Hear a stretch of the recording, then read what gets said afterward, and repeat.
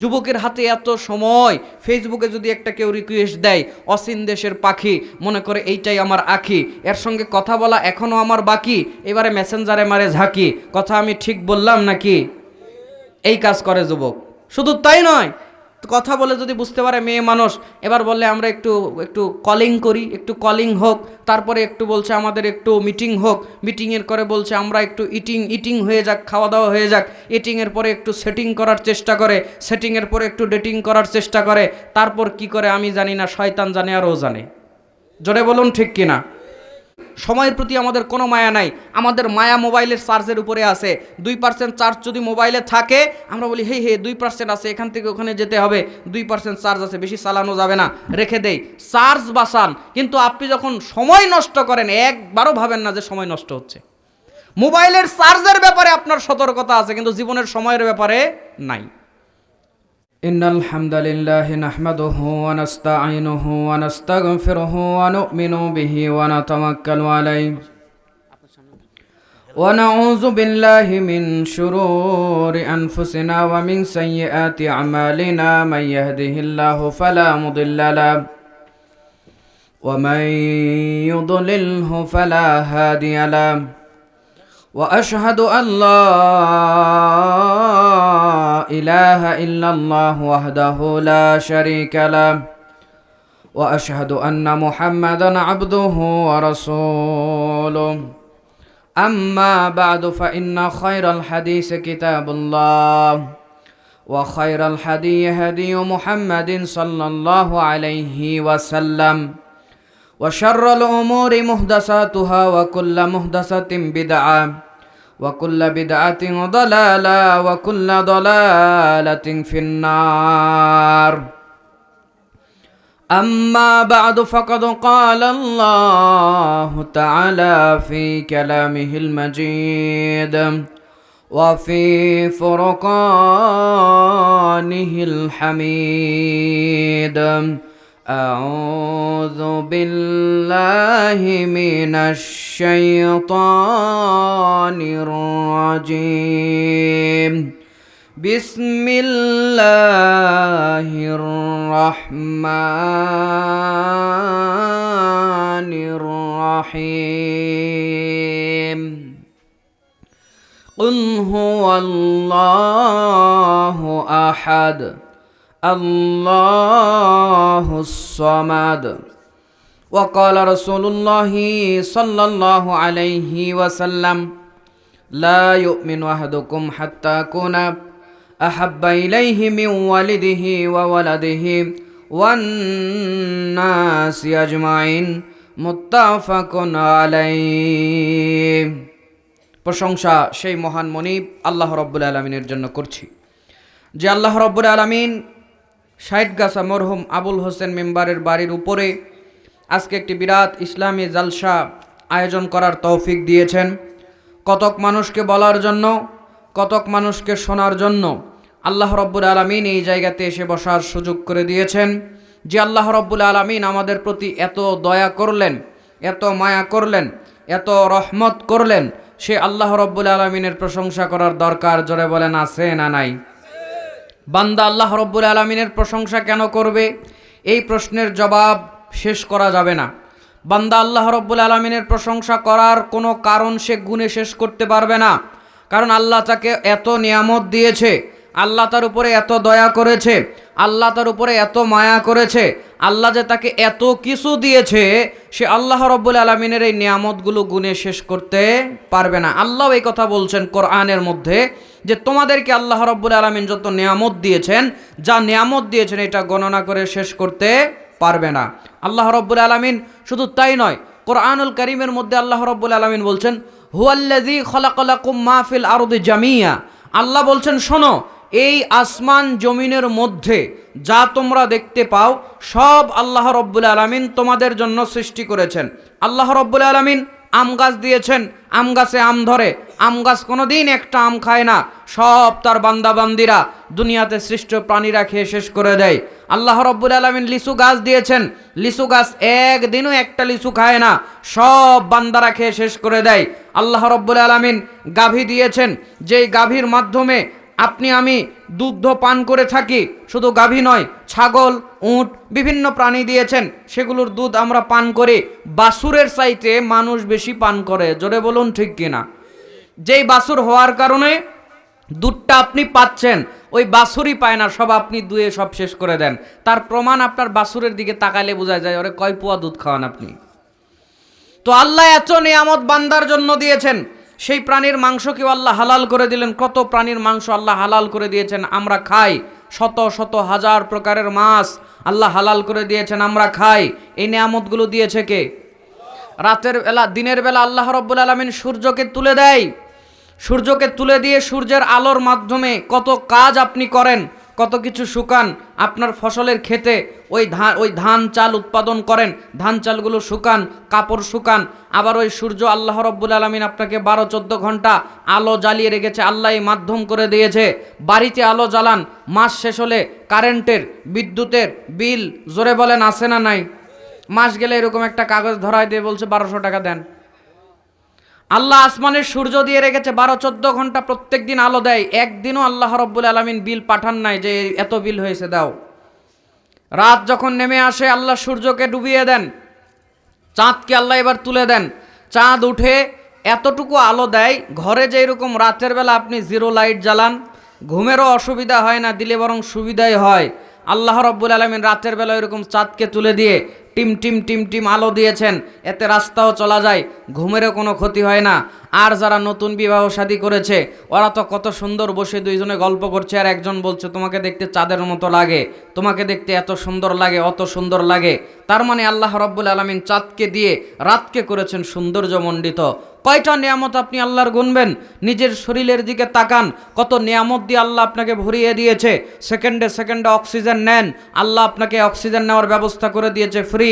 আপনাকে আল্লাহ পানির ব্যবস্থা করে দিয়েছে, ওটা একমতো ফ্রি, শুধু একটু তুলে খান, আপনি পানি তৈরি করে খেতে পারেন না। যে আল্লাহ এত নিয়ামত দিলেন, দয়া করলেন, রহমত করলেন, সেই আল্লাহর শুকরিয়া আদায় করার দরকার নাই? জোরে বলেন নাই? যদি থাকে সবাই বলছি আলহামদুলিল্লাহ। বান্দা আল্লাহ রাব্বুল আলামিনের শুকরিয়া আদায় করবে। আল্লাহ এমন প্রতিপালক, আপনি যে আল্লাহর প্রশংসা করলেন, আল্লাহ সাথে সাথে কয়েক প্রকারের পুরস্কার আপনাকে সাথে সাথে দেয়। 1 নম্বর পুরস্কার হলো আপনি যখন আল্লাহর শুকরিয়া করেন, আল্লাহর নাম নেন, আল্লাহ শয়তান থেকে আপনাকে বাঁচিয়ে দেয়। 4982 নম্বর হাদিস, আবু দাউদ। আল্লাহর নবী সাল্লাল্লাহু আলাইহি ওয়াসাল্লাম একদিন এক সাহাবীকে নিয়ে যাচ্ছিলেন। সাহাবী পিছনে, আল্লাহর নবীর সামনে একটা জন্তু জানে চড়ে যাচ্ছেন, প্রাণীর পিঠে চড়ে। তো প্রাণীটা হোঁচট খেলো, পিছন থেকে এক সাহাবী বলল তা আইসা শয়তান, শয়তানের ধ্বংস হোক। আল্লাহর নবী বলছেন লা তাকুল তা আইসা শয়তান, তুমি বলো না শয়তানের ধ্বংস হোক, তুমি এখানে আল্লাহর নাম নাও। তুমি যদি এখানে আল্লাহর নাম নিতে, ফা ইন্নাকা ইজা কুলতা যালিকা তাসাগারু হাত্তা ইয়াকুনা মিসলা যুবাব, তুমি যদি এখানে আল্লাহর নাম নিতে, তাহলে শয়তান লজ্জায় অপমানে একটা মাছির আকৃতি ধারণ করত। জোরে বলুন আলহামদুলিল্লাহ। তাহলে 1 নম্বর ফজিলত হলো আল্লাহর শুকরিয়া করলে, আল্লাহ রাব্বুল আলামিনকে স্মরণ করলে, আল্লাহকে ডাকলে আল্লাহ শয়তান থেকে আপনাকে হেফাজত করেন।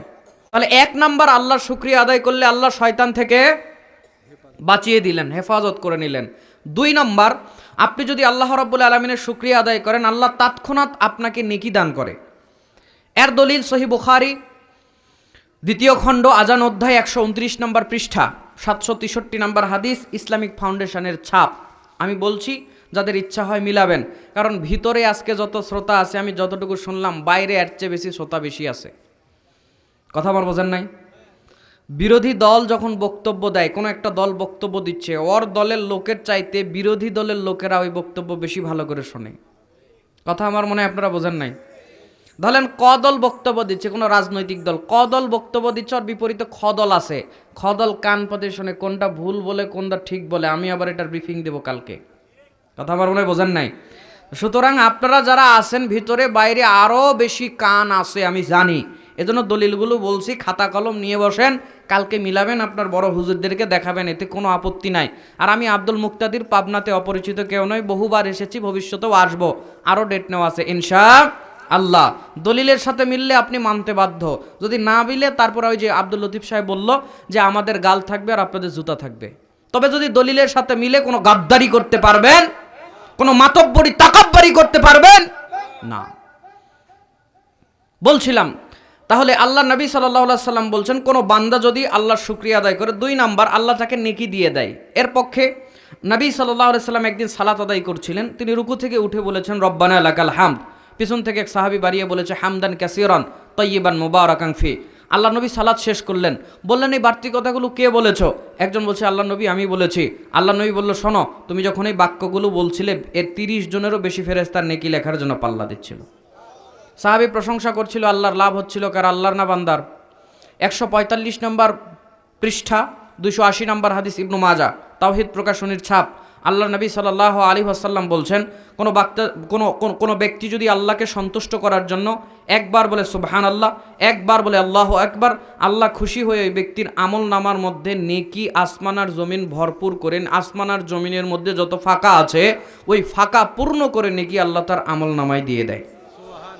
আর কেউ যদি বলে আলহামদুলিল্লাহ, আল্লাহ নবী বলছে এটা তামলাউল মিজান, এটা তার মিজানের পাল্লাকে ভারী করে দেয়। আজকে নতুন একটা হাদিস আপনাকে শোনাবো, এখানে বলি পরে আর মনে থাকবে না। এই যে সুবহানাল্লাহ, আলহামদুলিল্লাহ, আল্লাহু আকবার আমরা বলি, এটা আপনার জান্নাতের মাটিগুলো কেমন? আল্লাহর নবী সাল্লাল্লাহু আলাইহি ওয়াসাল্লাম বলছেন জান্নাতের মাটিগুলো কেমন। একদিন এক সাহাবীকে প্রশ্ন করছেন যে জান্নাতের মাটি কেমন তুমি জানো? মা তুরবাতুল জান্নাহ, জান্নাতের মাটি কেমন তুমি জানো? সে বলছে দারমাকাতু বাইদা ও মিশকু ইয়া আবুল কাসেম, জান্নাতের মাটি হচ্ছে ময়দার মতো সাদা ধবধবে এবং এখানে মিশকের গন্ধ ছড়াবে। মিশকে আম্বর যে সুগন্ধি আছে এই মাটি থেকেই গন্ধ ছড়াবে। আল্লাহর নবী বললেন সাদাক্তা, তুমি সত্য বলেছ। তাহলে জান্নাতের মাটি কিসের মতো? ময়দার মতো ধবধবে সাদা মাঠ হবে। তো এই মাঠটা আবার ফাঁকা আছে। এই মাঠটা কি আছে? ফাঁকা আছে। মজার একটা হাদিস শোনেন, 3462 নম্বর হাদিস, তিরমিজি। আল্লাহর নবী সাল্লাল্লাহু আলাইহি ওয়াসাল্লাম তিনি বলছেন আমি মেরাজের রাত্রিতে গেলাম, লাকিতু ইব্রাহিম লাইলাতা উসরিয়া বিহি, আমি ইব্রাহিম আলাইহিস সালামের সঙ্গে মেরাজের রাত্রিতে আমার দেখা হলো। আমি গেলাম, গিয়ে তার সঙ্গে দেখা হলো। ফাকালা ইয়া মুহাম্মদ আকরি উম্মাতাকা মিন্নি সালাম, আপনি আপনার উম্মতকে আমার সালাম জানিয়ে দিবেন। ডক্টর ইউনুস সালাম পাঠালো, এটা তা 250 গ্রামের সুবহানাল্লাহ তো বলেন নাই। কে এটা সালাম দিল? ইব্রাহিম আলাইহিস সালাম। আল্লাহর নবীকে ডেকে বলছে ইয়া মুহাম্মদ, হে মুহাম্মদ সাল্লাল্লাহু আলাইহি ওয়াসাল্লাম শোনেন, আকরি উম্মাতাকা মিন্নি সালাম, আপনি আপনার উম্মতকে আমার সালাম জানিয়ে দিবেন। ওয়া আখবিরুকুম, এবং তাদেরকে একটা খবর দিয়ে দিবেন। খবরটা হলো ওয়া আখবিরুহুম, তাদেরকে একটা খবর বলে দিবেন, সেটা হলো আন্নাল জান্নাতা তাইয়্যিবাতিত তুরবা, জান্নাতের মাটিগুলো হচ্ছে পবিত্র। জান্নাতের মাটিটা খুব সুন্দর পবিত্র, আপনার হচ্ছে কি হলো মাটিটা বড় উর্বর। এই কথা আল্লাহ নবী সাল্লাল্লাহু আলাইহি ওয়াসাল্লাম বলে দিচ্ছেন যে আল্লাহ নবীকে বলেছেন যে আপনি আপনার উম্মতকে বলবেন। এবং যে তাইয়্যিবাতিত তুরবা আজবাতুল মা, এবং এর পানি সমিষ্ট। ও আন্নাহা কিয়ানুন, কিন্তু এই মাঠটা হচ্ছে, এই মাটিটা হচ্ছে ফাঁকা। তো কি করতে হবে? আল্লাহ নবীকে শিখিয়ে দিচ্ছেন ও আন্না গিরাসাহা, তবে এই ফাঁকা মাঠের গাছ হচ্ছে সুবহানাল্লাহি ওয়ালহামদুলিল্লাহি ওয়ালা ইলাহা ইল্লাল্লাহি ওয়াল্লাহু আকবার। এগুলো এক একটা বাক্য বান্দা পড়তে থাকবে এবং তার জন্য জান্নাতে ওই ফাঁকা জায়গাতে এক একটা করে গাছ রোপণ করা হবে। তাহলে আপনি একবার সুবহানাল্লাহ বলছেন, আলহামদুলিল্লাহ বলছেন, আল্লাহু আকবার বলছেন, নেকি তো আসেই, পাশাপাশি আরেকটা লাভ হচ্ছে, বলা মাত্র জান্নাতে আপনার জন্য একটা গাছ লাগানো হচ্ছে। ওই হাদিসটা জানা আছে, আল্লাহ নবী বলেছেন সুবহানাল্লাহিল হামদি, সুবহানাল্লাহি ওয়া বিহামদিহি, সুবহানাল্লাহিল আযীম ওয়া বিহামদিহি গুরিসাত লাহু নাখলাতুল ফিল জান্নাহ। কোন ব্যক্তি বলবে সুবহানাল্লাহিল আযীম ওয়া বিহামদিহি, আল্লাহ নবী বলছে তার জন্য জান্নাতে একটা খেজুর গাছ রোপণ করা হবে। তো এই বাক্যগুলো বলার মাধ্যমে 2 নাম্বার 3 নাম্বার লাভ হচ্ছে জান্নাতে আল্লাহ এক একটা করে গাছের ব্যবস্থা করে দেবেন। আপনি আমার বক্তব্য শুনতে পারছেন? কথা বুঝতে পারছেন? এখনো ওয়াজে ঢুকি নাই, আমাকে একটু সেটিং ফিটিং করে নিতে দেন। আস্তে আস্তে বলি, ধীরে ধীরে শোনেন, নাকি কষ্ট হয়ে যাচ্ছে? আমিও সুর দিয়ে ওয়াজ করবো, একটু দাঁড়ান, আমাকে অতদূর পর্যন্ত একটু যাইতে দেন। তাহলে আল্লাহর শুকরিয়া আদায় করলে 3টা লাভ বললাম, জান্নাতে গাছ রোপণ করা হবে। 4, আপনি যদি আল্লাহর শুকরিয়া আদায় করেন, আল্লাহ বলছে আমি এগুলো তাদের রিজিক নিয়ামত আমি বাড়িয়ে দিব। সূরা ইব্রাহিম 14 নম্বর সূরার মধ্যে আল্লাহ বলছেন লা ইন শাকারতুম লা আযীদান্নাকুম ওয়া লা ইন কাফারতুম ইন্না আযাবি লাশাদীদ। দুনিয়ার মানুষ জেনে রাখো, যদি আমার শুকরিয়া আদায় করো আমি বাড়িয়ে দিব, আর যদি অকৃতজ্ঞ হও আমি আল্লাহ রাব্বুল আলামিন আমি আযাব দানে কঠোর, এটা জেনে রাখো। তাহলে 4টা ফজিলত পেলেন। এখন বলবেন যে আমরা আল্লাহর শুকরিয়া আদায় করে কোনো ফজিলতের আমাদের দরকার নাই। আল্লাহ বলছে ঠিক আছে, এত নিয়ামত দিলাম, তারপরেও তোরা আমার শুকরিয়া আদায় করবি না, করলে এত ফজিলত দিতাম তাও করবি না। এবার আল্লাহ বলছে না করলে এবার তোদের উপরে বদলা নেব। কি নিবেন? আল্লাহ কি নিবে? বদলা নিবে। বদলার ধরনটা কি তাও আল্লাহ কোরআনে তুলে ধরেছেন। সূরা নাহাল 16 নম্বর সূরা 14 নম্বর পারা আয়াত নাম্বার হচ্ছে 112। আল্লাহ বলছেন এক জাতি আর কওমকে আমি দিয়েছিলাম অনেক রিজিক, ফয় ফসলের বরকত, কিন্তু তারা আমার শুকরিয়া আদায় করতে পারে নাই। লিবাসাল জুই ওয়াল খাউফি বিমা কানু ইয়াসনাউন, আমি আল্লাহ ওই সমস্ত নাফারমানদেরকে ভয় এবং ক্ষুধার পোশাক পরিয়ে দিয়েছিলাম। জোরে বলুন নাউজুবিল্লাহ। ভয় এবং ক্ষুধার পোশাক মানে ওদেরকে ক্ষুধা রিজিকের অভাব গ্রাস করেছিল এবং বিভিন্ন ভয় দ্বারা নেতা আপনার হচ্ছে শাসকদের ভয়, জীবনের ভয়, যে কোনো ধরনের ভয় এটা হতে পারে। আল্লাহ বলছেন ওর নিরাপত্তাকে আমি ছিনিয়ে নেব। জোরে বলেন নাউজুবিল্লাহ। তাহলে কি আমরা আল্লাহ রাব্বুল আলামিনের লাআনতপ্রাপ্ত বান্দা হতে চাই, না তার শুকরিয়া আদায়কারী, ইবাদত গুজার, তার বান্দা যাকে তিনি ক্ষমা করবেন, মাফ করবেন, সেই বান্দা হতে চাই? তাহলে একটু জবান খুলে বলছি আলহামদুলিল্লাহ। পাশাপাশি দরুদ পড়ছি সেই নবীর উপরে যিনি রহমাতুল্লিল আলামিন, যিনি খাতামান নবিয়্যিন, যিনি বাশীর, যিনি নাজির, যাকে আল্লাহ কোরআনে বলেছেন সিরাজাম মুনির, যার মাধ্যমে আল্লাহ রাব্বুল আলামিন নবুয়তের দরজাকে করেছেন পূর্ণ, যার মাধ্যমে আল্লাহ রাব্বুল আলামিন কোরআন নাজিল করেছেন সম্পূর্ণ। তিনি হলেন আমাদের সম্মানিত নবী এবং রাসূল, তিনি হলেন মুহাম্মদ। সবাই বলছি সাল্লাল্লাহু আলাইহি ওয়াসাল্লাম। আওয়াজ এটা তো মানা যায় না। আমি কি নেতার নামে স্লোগান দিতে বলছি? আমার ভাই, তোমার ভাই, বল্টু ভাই, বল্টু ভাই, ওই স্লোগান দিতে বলছি? আল্লাহর নবীকে ভালোবাসেন? আল্লাহর নবীর উপরে দরুদ পড়লে লাভ নাই? সময় তো অল্প, আমাকে 5 মিনিট সময় দিলে আমি 15টা হাদিস আপনাকে শুনিয়ে দেবো। এখানেই শুনবেন 5 মিনিটে। আমার সময় টপিক ভিন্ন আছে, আমি ওইদিকে একটু যাচ্ছি। যদি আপনাদের দরুদ পড়ার সাউন্ড শুনে আমার মনে হলো একটু বলা দরকার। 5 মিনিটে 15টা হাদিস, ব্রেন খোলা রাখেন, ব্যাখ্যা করার সুযোগ হবে না, শুধু অনুবাদ। কোরআন আল কারিমে নবীর উপরে দরুদ আপনি কেন পড়বেন, লাভ কি, না পড়লে লস কি, সবগুলো এখানে আমি মোটামুটি একত্র করার আমার জ্ঞান অনুযায়ী চেষ্টা করেছি।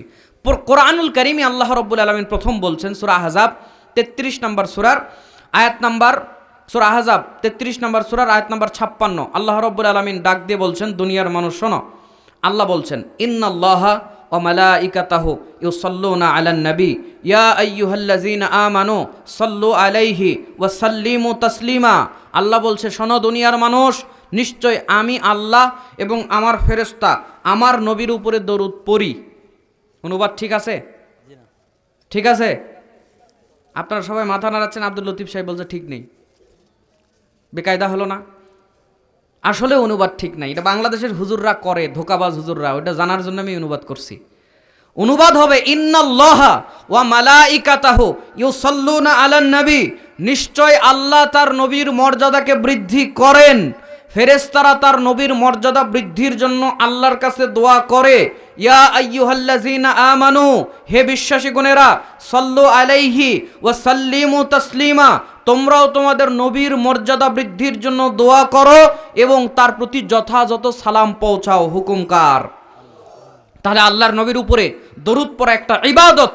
বিশেষ করে আজকে জুমাবার গেছে, কে কয়বার পড়ছেন জানি না, জুমাবারে বেশি বেশি আল্লাহর নবীর উপরে দরুদ পড়তে হয়। আপনাকে কয়েকটা হাদিস শুনিয়ে দেই। হাদিস নাম্বার 1 খেয়াল করেন, এই হাদিসটা আপনি পেয়ে যাবেন নাসাই হাদিস নাম্বার 2 খণ্ডের হাদিস নাম্বার 1299। এই হাদিস মিশকাতুল মাসাহাবি 2 নম্বর খণ্ডের 921 নম্বর হাদিস। আল্লাহর নবী বলছেন মান সাল্লা আলাইয়া ওয়াহিদাতান সাল্লাল্লাহু আলাইহি আশরা, যে ব্যক্তি আমার উপরে একবার দরুদ পড়বে আল্লাহ তার উপরে 10 বার রহমত বর্ষণ করবেন। হাদিসের ফজিলত পরের হাদিসে আরো বেশি আছে। নাসাই 2 নম্বর খণ্ড 1300 নম্বর হাদিস, মিশকাতুল মাসাহাবি 2 নম্বর খণ্ডের 922 নম্বর হাদিস। আল্লাহ নবী এবার বাড়িয়ে বলছেন যে আমার উপরে একবার দরুদ পড়বে আল্লাহ তার উপরে 10 বার রহমত বর্ষণ করবেন, আল্লাহ তার 10টা গুনাহ ক্ষমা করে দিবেন, আল্লাহ তার 10টা মর্যাদাকে বাড়িয়ে দিবেন। হাদিস নাম্বার 3 807 নম্বর হাদিস, ইবনু মাজা। আল্লাহ নবী সাল্লাল্লাহু আলাইহি সাল্লামের সাহাবী বলছেন একদিন আল্লাহর নবীকে দেখলাম তিনি খুতবা দিচ্ছিলেন। আল্লাহর নবীকে খুতবারত অবস্থায় দেখছিলাম তিনি খুতবা দিচ্ছেন।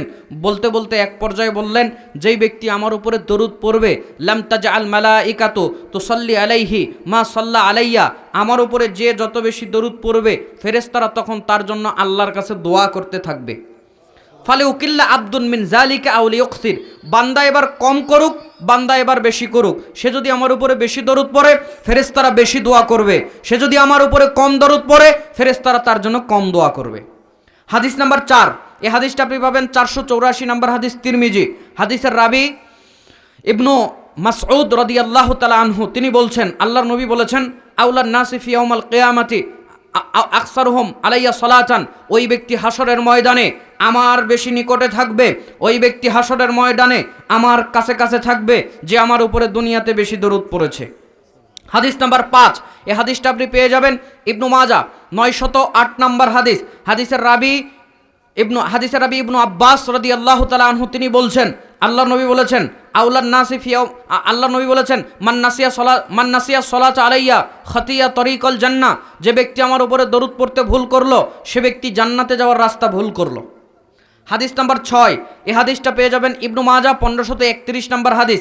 হাদিসের রাবি ইবনু আউস রাদিয়াল্লাহু তাআলা আনহু, তিনি বলছেন, আল্লাহ নবী বলেছেন, ইন্না মিন আফদালি আইয়ামিকুম ইয়াউমাল জুমআ, তোমাদের দিনগুলোর মধ্যে, তোমাদের বারগুলোর মধ্যে শ্রেষ্ঠ বার, শ্রেষ্ঠ দিন হচ্ছে জুমার দিন। ফাআকসিরু আলাইয়া মিনাস সালাতি ফিহি, তোমরা এই দিন বেশি বেশি আমার উপরে সালাত পড়বে, দরুদ পড়বে। কেন? তোমাদের দরুদগুলো আমার কাছে পৌঁছিয়ে দেওয়া হয়। জোরে বলুন সুবহানাল্লাহ। আল্লাহর নবীকে প্রশ্ন করা হলো, আল্লাহর নবী, ওয়া কাইফা তুরাদু সালাতুনা আলাইকা ওয়া ক্বাদ আরামতা, ক্বালা ইয়াকুলু বালিতা, আল্লাহর নবী আপনার কাছে দরুদ কিভাবে পৌঁছানো হবে? আপনি তো মরে যাবেন, আপনি তো শেষ হয়ে যাবেন, আপনার কাছে দরুদ কিভাবে পৌঁছানো হবে? তখন আল্লাহর নবী বলেছেন, ইন্নাল্লাহা হাররামা আলাল আরদি আজসাদাল আম্বিয়া, নিশ্চয় আল্লাহ রাব্বুল আলামিন নবীদের বডিকে মাটির উপরে খাওয়া হারাম করে দিয়েছেন। মাটি খাওয়া মানে একটা মানুষ যখন মারা যায় তাকে কবরের মধ্যে রাখা হয়, মাটি কিন্তু তাকে পচে গেলে মাটির সঙ্গে নষ্ট হয়ে যায়, যায় কি যায় না? এটা আমাদের জয়পুরহাটের ভাষায় বলে মাটি খেয়ে নেয়। তো আল্লাহর নবীদের বডিকে মাটি খাবে, কেউ নষ্ট করতে পারবে না। আমার ভাইরা, তাহলে আল্লাহর নবী কি বললেন? দরুদ তার কাছে কি করা হয়? জোরে বলেন। আমাদের দেশে একদল মানুষ আছে, ওরা বিশ্বাস করে না এই কথা, ওরা বিশ্বাস করে নবী মদিনা থেকে উঠে আসে। জোরে বলুন, আছে না নাই? তারা কারা চেনেন? আজানে শুনি আপনার নাম, কালেমাই পড়ি আপনার নাম, নামাজে আপনাকে সালাম, আপনি যে নূরে মোজাসাম বলে একটা টান মারে। জোরে বলুন ঠিক কিনা? মুইতে পানি নেয় না, মুখে দাড়ি নাই, নামাজ পড়ে না, পান গুটকা বিড়ি সিগারেট খাইতে খাইতে দাঁতগুলো তরমুজের বিচির মতো করছে, ওর সালাম নেওয়ার জন্য নাকি মদিনা থেকে উঠে আসছে। জোরে বলুন ঠিক কিনা? অথচ আল্লাহর নবী কি বলছেন? দরুদ তার কাছে পৌঁছানো হয়। কিভাবে হয় দেখেন, হাদিস নাম্বার 7, আল্লাহর নবী সাল্লাল্লাহু আলাইহি ওয়াসাল্লাম তিনি বলছেন যে আমার কাছে দরুদ কিভাবে পৌঁছানো হয় জানো? এই হাদিসটা আপনি পেয়ে যাবেন। এর আগে আর 2টা হাদিস বলে নেই। আল্লাহর নবীর উপরে দরুদ আপনি আমি এই যে পড়ব, না পড়লে ক্ষতিটা কি? আমরা স্টেজে একটা শব্দ করা যাবে না। হাদিসটা আপনি পেয়ে যাবেন 3545 নম্বর হাদিস, তিরমিজি। আল্লাহর নবী সাল্লাল্লাহু আলাইহি ওয়াসাল্লাম ডাক দিয়ে বলছেন, আল্লাহর নবী ডাক দিয়ে বলছেন, রগিমা আনফু রাজুলিন যুকিরতু ইনদাহু ফালাম ইউসাল্লি আলাইয়া, ওই ব্যক্তির ধ্বংস হোক, ওই ব্যক্তির ক্ষতি হোক যে ব্যক্তি আমার নাম শুনলো আর আমার উপরে দরুদ পড়লো না। আরেকটা হাদিস, হাদিস নাম্বার 8, এই হাদিসটা আপনি পেয়ে যাবেন ইবনু হিব্বান, এই হাদিসটা আপনি পেয়ে যাবেন আপনার হচ্ছে ইবনু মাজাহ, এই হাদিসটা আপনি পেয়ে যাবেন তিরমিজি 3546 নম্বর হাদিস। আল্লাহর নবী সাল্লাল্লাহু আলাইহি ওয়াসাল্লাম ডাক দিয়ে বলছেন, হাদিসের রাবি আলী রাদিয়াল্লাহু তাআলা আনহু তিনি বলছেন, আল বাখিলু মান যুকিরতু ইনদাহু ফালাম ইউসাল্লি আলাইয়া, ওই ব্যক্তি কৃপণ, ওই ব্যক্তি কৃপণ, ওই ব্যক্তি কিপটা যে ব্যক্তি আমার নাম শুনলো এবং আমার উপরে দরুদ পড়লো না। হাদিস নাম্বার 9, আবু যর রাদিয়াল্লাহু তাআলা আনহু হাদিসটি বর্ণনা করেছেন। আর তারগিব ও তারহিবের মধ্যে হাদিসটি এসেছে। আল্লামা নাসিরউদ্দিন আলবানী রাহিমাহুল্লাহ এর সনদকে সহিহ বলেছেন। আবু যর রাদিয়াল্লাহু তাআলা আনহু একদিন বলছেন, একদিন আমরা আল্লাহর নবীর কাছে গেলাম, আল্লাহর নবী আমাদেরকে দেখে বললেন, আলা উখবিরুকুম বিআবখালান নাস, আমি কি তোমাদেরকে বলে দেব না মানুষের মধ্যে সবচেয়ে বড় কৃপণ কে, কিপটা কে? আল্লাহ নবী সাল্লাল্লাহু আলাইহি সাল্লামের এই কথাই সাহাবীরা বলল, আল্লাহ নবী বলে দেন। আল্লাহ নবী বলল, শোনো, ওই ব্যক্তি সবচেয়ে কৃপণ যে আমার নাম শুনল আর আমার উপরে দরুদ পড়ল না। ফাযালিকা আবখালান নাস, ও মানুষগুলোর মধ্যে শ্রেষ্ঠ কৃপণ। জোরে বলেন নাউযুবিল্লাহ। হাদিস নাম্বার 10, আল্লাহ নবী সাল্লাল্লাহু আলাইহি সাল্লাম ডাক দিয়ে বলছে, দুনিয়ার মানুষ আমার উপরে দরুদ পড়ো। এই হাদিসটা 2041 নম্বর হাদিস, আবু দাউদ। আল্লাহর নবী সাল্লাল্লাহু আলাইহি সাল্লাম ডাক দিয়ে বলছেন, শোনো, লা তাজআলু কবরি ঈদান, তোমরা আমার কবরকে উৎসবের জায়গা বানায়ো না, তোমরা আমার কবরকে অনুষ্ঠানের জায়গা বানায়ো না। বাংলাদেশে বহু কবর আছে, বছরে একবার দুইবার অনুষ্ঠানের নামে দারুণ রকমের জমজমাট একটা ব্যবসা হয়। জোরে বলুন ঠিক কিনা? আর আপনি আপনার ধান বেচা, লাউ বেচা, চাল বেচা, গরুর দুধ বিক্রি করার টাকাগুলো নিয়ে গিয়ে ওদের ফাঁকা বাক্সগুলো পূরণ করে দেন। আপনার মতো গাধা, আপনার মতো বোকা, আপনার মতো বুদ্ধিহীন প্রাণী পৃথিবীর উপরে আছে বলে আমি আর বিশ্বাস করি না। যার নামে দিলেন ও তো কিছু পায় না, সব আশেপাশের লোক খালি দেখছেন পেট মোটা হয়ে যায়। কোথায় কি যায় আপনি বোঝেন না। কবরে যে কোনো উৎসব করা হারাম, কবর কেন্দ্রিক কোনো উৎসব হতে পারে না। আল্লাহর নবী নিষেধ করেছেন, দলিল বলে দিয়েছি, হাদিসটা শোনেন। আল্লাহর নবী বলেছেন, লা তাজআলু কবরি ঈদান, তোমরা আমার কবরকে উৎসবের জায়গা বানাবে না। কে বলছে? আল্লাহর নবী তার মৃত্যুর আগে, তিনি যে মারা যাবেন, দেখেন তার বিশ্বাস, তিনি বলছেন, আল্লাহর নবী সাল্লাল্লাহু আলাইহি সাল্লাম মারা গেছে না যায় নাই? মারা গিয়েছে, তবে তিনি বারজাখি জীবনে জীবিত আছে। এটা কেমনভাবে আল্লাহ ভালো জানে। তবে দুনিয়ার হায়াত থেকে তিনি মৃত্যুবরণ করেছেন। যদি না করে, আল্লাহর নবীকে কবরে দেওয়া হয় নাই? মদিনা তো আল্লাহর নবীর কবর আসতো, জ্যান্ত মানুষকে কবরে দিছে নাকি সাহাবীরা? এটুকু বুদ্ধিও আপনার নাই? জীবিত মানুষকে কবরে দেওয়া যায়? যদি বলেন আল্লাহ নবী জিন্দা আছে, তো আল্লাহ নবী জীবিত অবস্থায় কবর দিয়ে রাখছেন আপনারা? তোলেন, এখনো তোলেন। আল্লাহ এদেরকে হেদায়েত দান করুক, বলেন আমিন। কিছু কিছু মিস কল দিচ্ছি, ব্রেন থাকলে, ওদের বুদ্ধি থাকলে মাথায় আল্লাহ যেন হেদায়েত দান করে, বলেন আমিন। তো 10 নম্বরে হাদিসটা যেটা বলছিলাম, আল্লাহ নবী বলছে, আমার কবরকে উৎসবের জায়গা বানায়ো না। তা আল্লাহর নবীর কবরকে যদি উৎসবের জায়গা না বানানো যায়, ওরসের জায়গা বানানো না যায়, কাপড় পরে না, গোসল করে না, গাঁজা খাইতে খাইতে মোসলাল হয়ে গেছে, মরার পরে ওর বছরে বছরে অনুষ্ঠান করা লাগে। আল্লাহ হেদায়েত দান করুক, বলেন আমিন। বলছিলাম, লা তাজআলু কবরি ঈদান, তোমরা আমার কবরকে উৎসবের জায়গায় বানায় না, বরং তোমরা আমার উপরে দরুদ পড়ো। এই দরুদগুলো আমার কাছে পৌঁছিয়ে দেওয়া হয়। জোরে বলুন সুবহানাল্লাহ। কিভাবে পৌঁছানো হয়? বারবার বলা হচ্ছে পৌঁছানো হবে। ইবনু হিব্বানের 912 নম্বর হাদিসে যান, নাসায়ের 1282 নম্বর হাদিসে যান। আল্লাহর নবী সাল্লাল্লাহু আলাইহি সাল্লাম বলছে, শোনো, দরুদ কিভাবে আসে। আল্লাহর নবী বলছেন, একদল ফেরেশতা, আল্লাহর তৈরি ফেরেশতা আছে, সাইয়্যাহিনা ফিল আরদ, ওদের কাজ হলো জমিনে ঘুরে বেড়ানো, এবং কোনো ব্যক্তি আমার উপরে দরুদ পড়ছে, ইউবাল্লিগুনি মিন উম্মতি সালাম, ওদের কাজই হলো সালাম, ওই দরুদ সালাম যারা পড়ছে আমার কাছে পৌঁছিয়ে দেওয়া। হাদিস নাম্বার 11, এই হাদিসটা আপনি পেয়ে যাবেন 2042 নম্বর হাদিস, আবু দাউদ। আল্লাহর নবী বলছেন, শোনো, তোমাদের এই দরুদগুলো যখন আমার কাছে পৌঁছিয়ে দেওয়া হয়, সালামগুলো আমার কাছে পৌঁছিয়ে দেওয়া হয়, তখন ঘটনা কি ঘটে জানো? মা মিন আহাদিন ইউসাল্লিমু আলাইয়া ইল্লা রাদ্দাল্লাহু আলাইয়া রূহি হাত্তা আরুদ্দা আলাইহিস সালাম।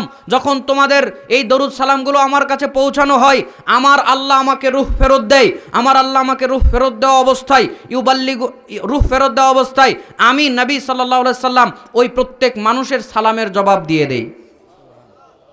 হাত্তা আরুদ্দা আলাইহিস সালাম, আমি রূহ ফেরত পাওয়া অবস্থায় তার সালামের জবাব দেই। এটা কিভাবে হয় এটা আল্লাহই ভালো জানে। কে ভালো জানে?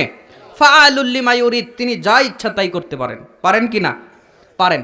হাদিস নাম্বার 12, এই হাদিসটা আপনি পেয়ে যাবেন যে 486 নম্বর হাদিস, তিরমিজি। আমাদের অনেকের অভিযোগ, আমাদের দোয়া কবুল হয় না। আল্লাহর নবীর উপরে দরুদ পড়েন না ঠিকঠাক মতো, দোয়ার সময়ের জন্য দোয়া কবুল হয় না। কারণ আলী রাদিয়াল্লাহু তাআলা আনহু, ওমর রাদিয়াল্লাহু তাআলা আনহু দুইজনেই হাদিসটি বর্ণনা করছেন। আল্লাহর নবী সাল্লাল্লাহু আলাইহি সাল্লামের সাহাবীরা তারা বলছেন যে, ইন্না দুআ মাওকুফুন বাইনা সামাই ওয়াল আরদ, নিশ্চয়ই দোয়া আসমান এবং জমিনের মধ্যে ঝুলন্ত অবস্থায় থাকে। লা ইয়াসআদু মিনহু শাইউন, এটা ততক্ষণ পর্যন্ত কবুল হয় না, গ্রহণ হয় না, যতক্ষণ তোমরা নবীর উপরে দরুদ না পড়ো। হাদিস নাম্বার 13, 3380 নম্বর হাদিস, তিরমিজি। আল্লাহর নবী সাল্লাল্লাহু আলাইহি ওয়াসাল্লাম বলছেন, মা জালাসা কওমুন মাজলিসান লাম ইয়াযকুরুল্লাহা ফীহি ওয়া লাম ইউসাল্লু আলা নাবিয়্যিহিম ইল্লা কানা আলাইহিম তিরাতান ফা ইন শাআ আযাবাহুম ওয়া ইন শাআ গফারা লাহুম। আল্লাহর নবী বলছে, দুনিয়ার মানুষ শোনো, তোমরা একটা বৈঠক কায়েম করে আল্লাহর প্রশংসা করবে, নবীর উপরে দরুদ পড়বে। যদি না পড়ো, ওই বৈঠকটা তোমাদের জন্য ক্ষতির কারণ হবে। আল্লাহ চাইলে তোমাদের মাফও করতে পারে, আল্লাহ চাইলে তোমাদের শাস্তিও দিতে পারে। তাহলে আল্লাহর নবীর উপরে দরুদ পড়ার দরকার, জোরে বলেন আছে না নাই? আজকে এই পয়েন্টের শেষ হাদিস, হাদিস নাম্বার 14 সম্ভবত, 13 অথবা 14 মনে হয়। তো আল্লাহর নবী সাল্লাল্লাহু আলাইহি সাল্লামের এত গুরুত্বপূর্ণ, আল্লাহ নবীর উপরে দরুদ পড়া এত গুরুত্বপূর্ণ ইবাদত, এটা কেমন করে করবেন আল্লাহ নবী শিখিয়ে দেয় নাই? মন মতো ইবাদত করলে কবুল হবে? হবে না, আল্লাহ নবীর তরিকাই হতে হবে। তো কিভাবে পড়তে হবে আল্লাহ নবীকে সাহাবীরা প্রশ্ন করছেন। 3370 নম্বর হাদিস, বুখারী। আল্লাহ নবী সাল্লাল্লাহু আলাইহি সাল্লামকে প্রশ্ন করছে সাহাবী, আল্লাহ নবী, কদ আলিম না, এটা আমাদের জানা আছে কিভাবে আপনার উপরে দরুদ পড়তে হয়, কিন্তু আমরা জানি না কিভাবে সালাম দিতে হয়, এটা আমাদের জানা আছে, কিন্তু আপনার উপরে কিভাবে দরুদ পড়তে হয় এটা আমরা জানি না।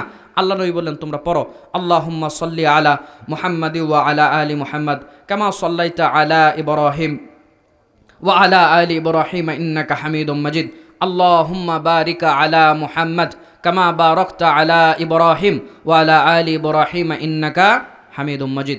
এটা আপনারা বেশি বেশি পড়বেন। ইন্নামা হাররামা রাসূলুল্লাহ সাল্লাল্লাহু আলাইহি ওয়াসাল্লাম মিসলুমা হাররামাল্লাহ। শুনে রাখো, আল্লাহর নবী যেটা হারাম করে এটা আল্লাহর হারাম করার মতোই, কারণ তিনি মন গড়া কোনো কথা বলেন না, যা বলেন এটা আল্লাহর পক্ষ থেকে ওয়াহি। তাহলে বলেন, মিজানের পাল্লা আছে না নাই? জোরে বলেন, আছে না নাই? আছে। বান্দা আল্লাহর সামনে যখন দাঁড়াবে, আল্লাহ রাব্বুল আলামিন বান্দার হিসাব নেবেন। আলোচনাতে প্রবেশ করলাম, এই হাদিসটা আপনি পাবেন 2416-17 নম্বর হাদিস, তিরমিজি, সেই জায়গাতে হাদিসটি পাবেন। এই হাদিস দিয়ে শুরু করলাম। এখানে আরেকটি কথা, আমি কি কোরআন হাদিস দিয়ে কথা বলবো নাকি পরকাল সম্পর্কে কিন্তু অনেক ঘটনার হাদিস আছে, আমি টান দিয়ে দুই একটা সুর দিয়ে বলে চলে যাব? কোনটা? কোরআন হাদিস থেকে শুনবেন? কথা সত্য তো? মন থেকে বলছেন? চলেন, মন থেকে আপনাদেরকে আমি কোরআন হাদিস থেকেই শোনাবো। মন থেকে আমি বলবো, কোরআন হাদিস থেকে বলবো ইনশাআল্লাহ।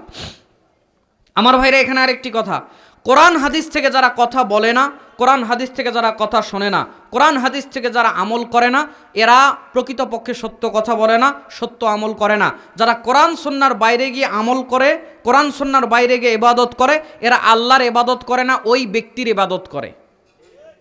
আমি কি বলেছি? ওই ব্যক্তির ইবাদত করে। কোরআনেও নাই, হাদিসেও নাই। বুজুর্গাইনে দিন বলেছে, বুজুর্গাইনে দিন বলেছে, আকাবিররা বলেছে, বাকাবিররা বলেছে, ও আমার বাবা বলেছে, আমার দাদাজান বলেছে, যেগুলো আমলের দলিল চাইলে দিতে পারে না, বাবাজান পর্যন্ত দলিল শেষ, দাদাজান পর্যন্ত দলিল শেষ, আকাবাকাবির পর্যন্ত দলিল শেষ, কোরআন হাদিস পর্যন্ত যায়। এরা আল্লাহ রাব্বুল আলামিনের ইবাদত করে না, ওই ব্যক্তির ইবাদত করে। বলবেন, এত বড় কথা কিভাবে বললেন? দলিল নেন। আল্লাহর দয়াতে আব্দুল মুক্তাদিরের কাছে দলিলের অভাব নাই। আপনি খোলেন সূরা তাওবা 9 নম্বর সূরার 31 নম্বর আয়াতে আল্লাহ রাব্বুল আলামিন বলছেন, ইত্তাখাযু আহবারাহুম ওয়া রুহবানাহুম আরবাবাম মিন দুনিল্লাহ।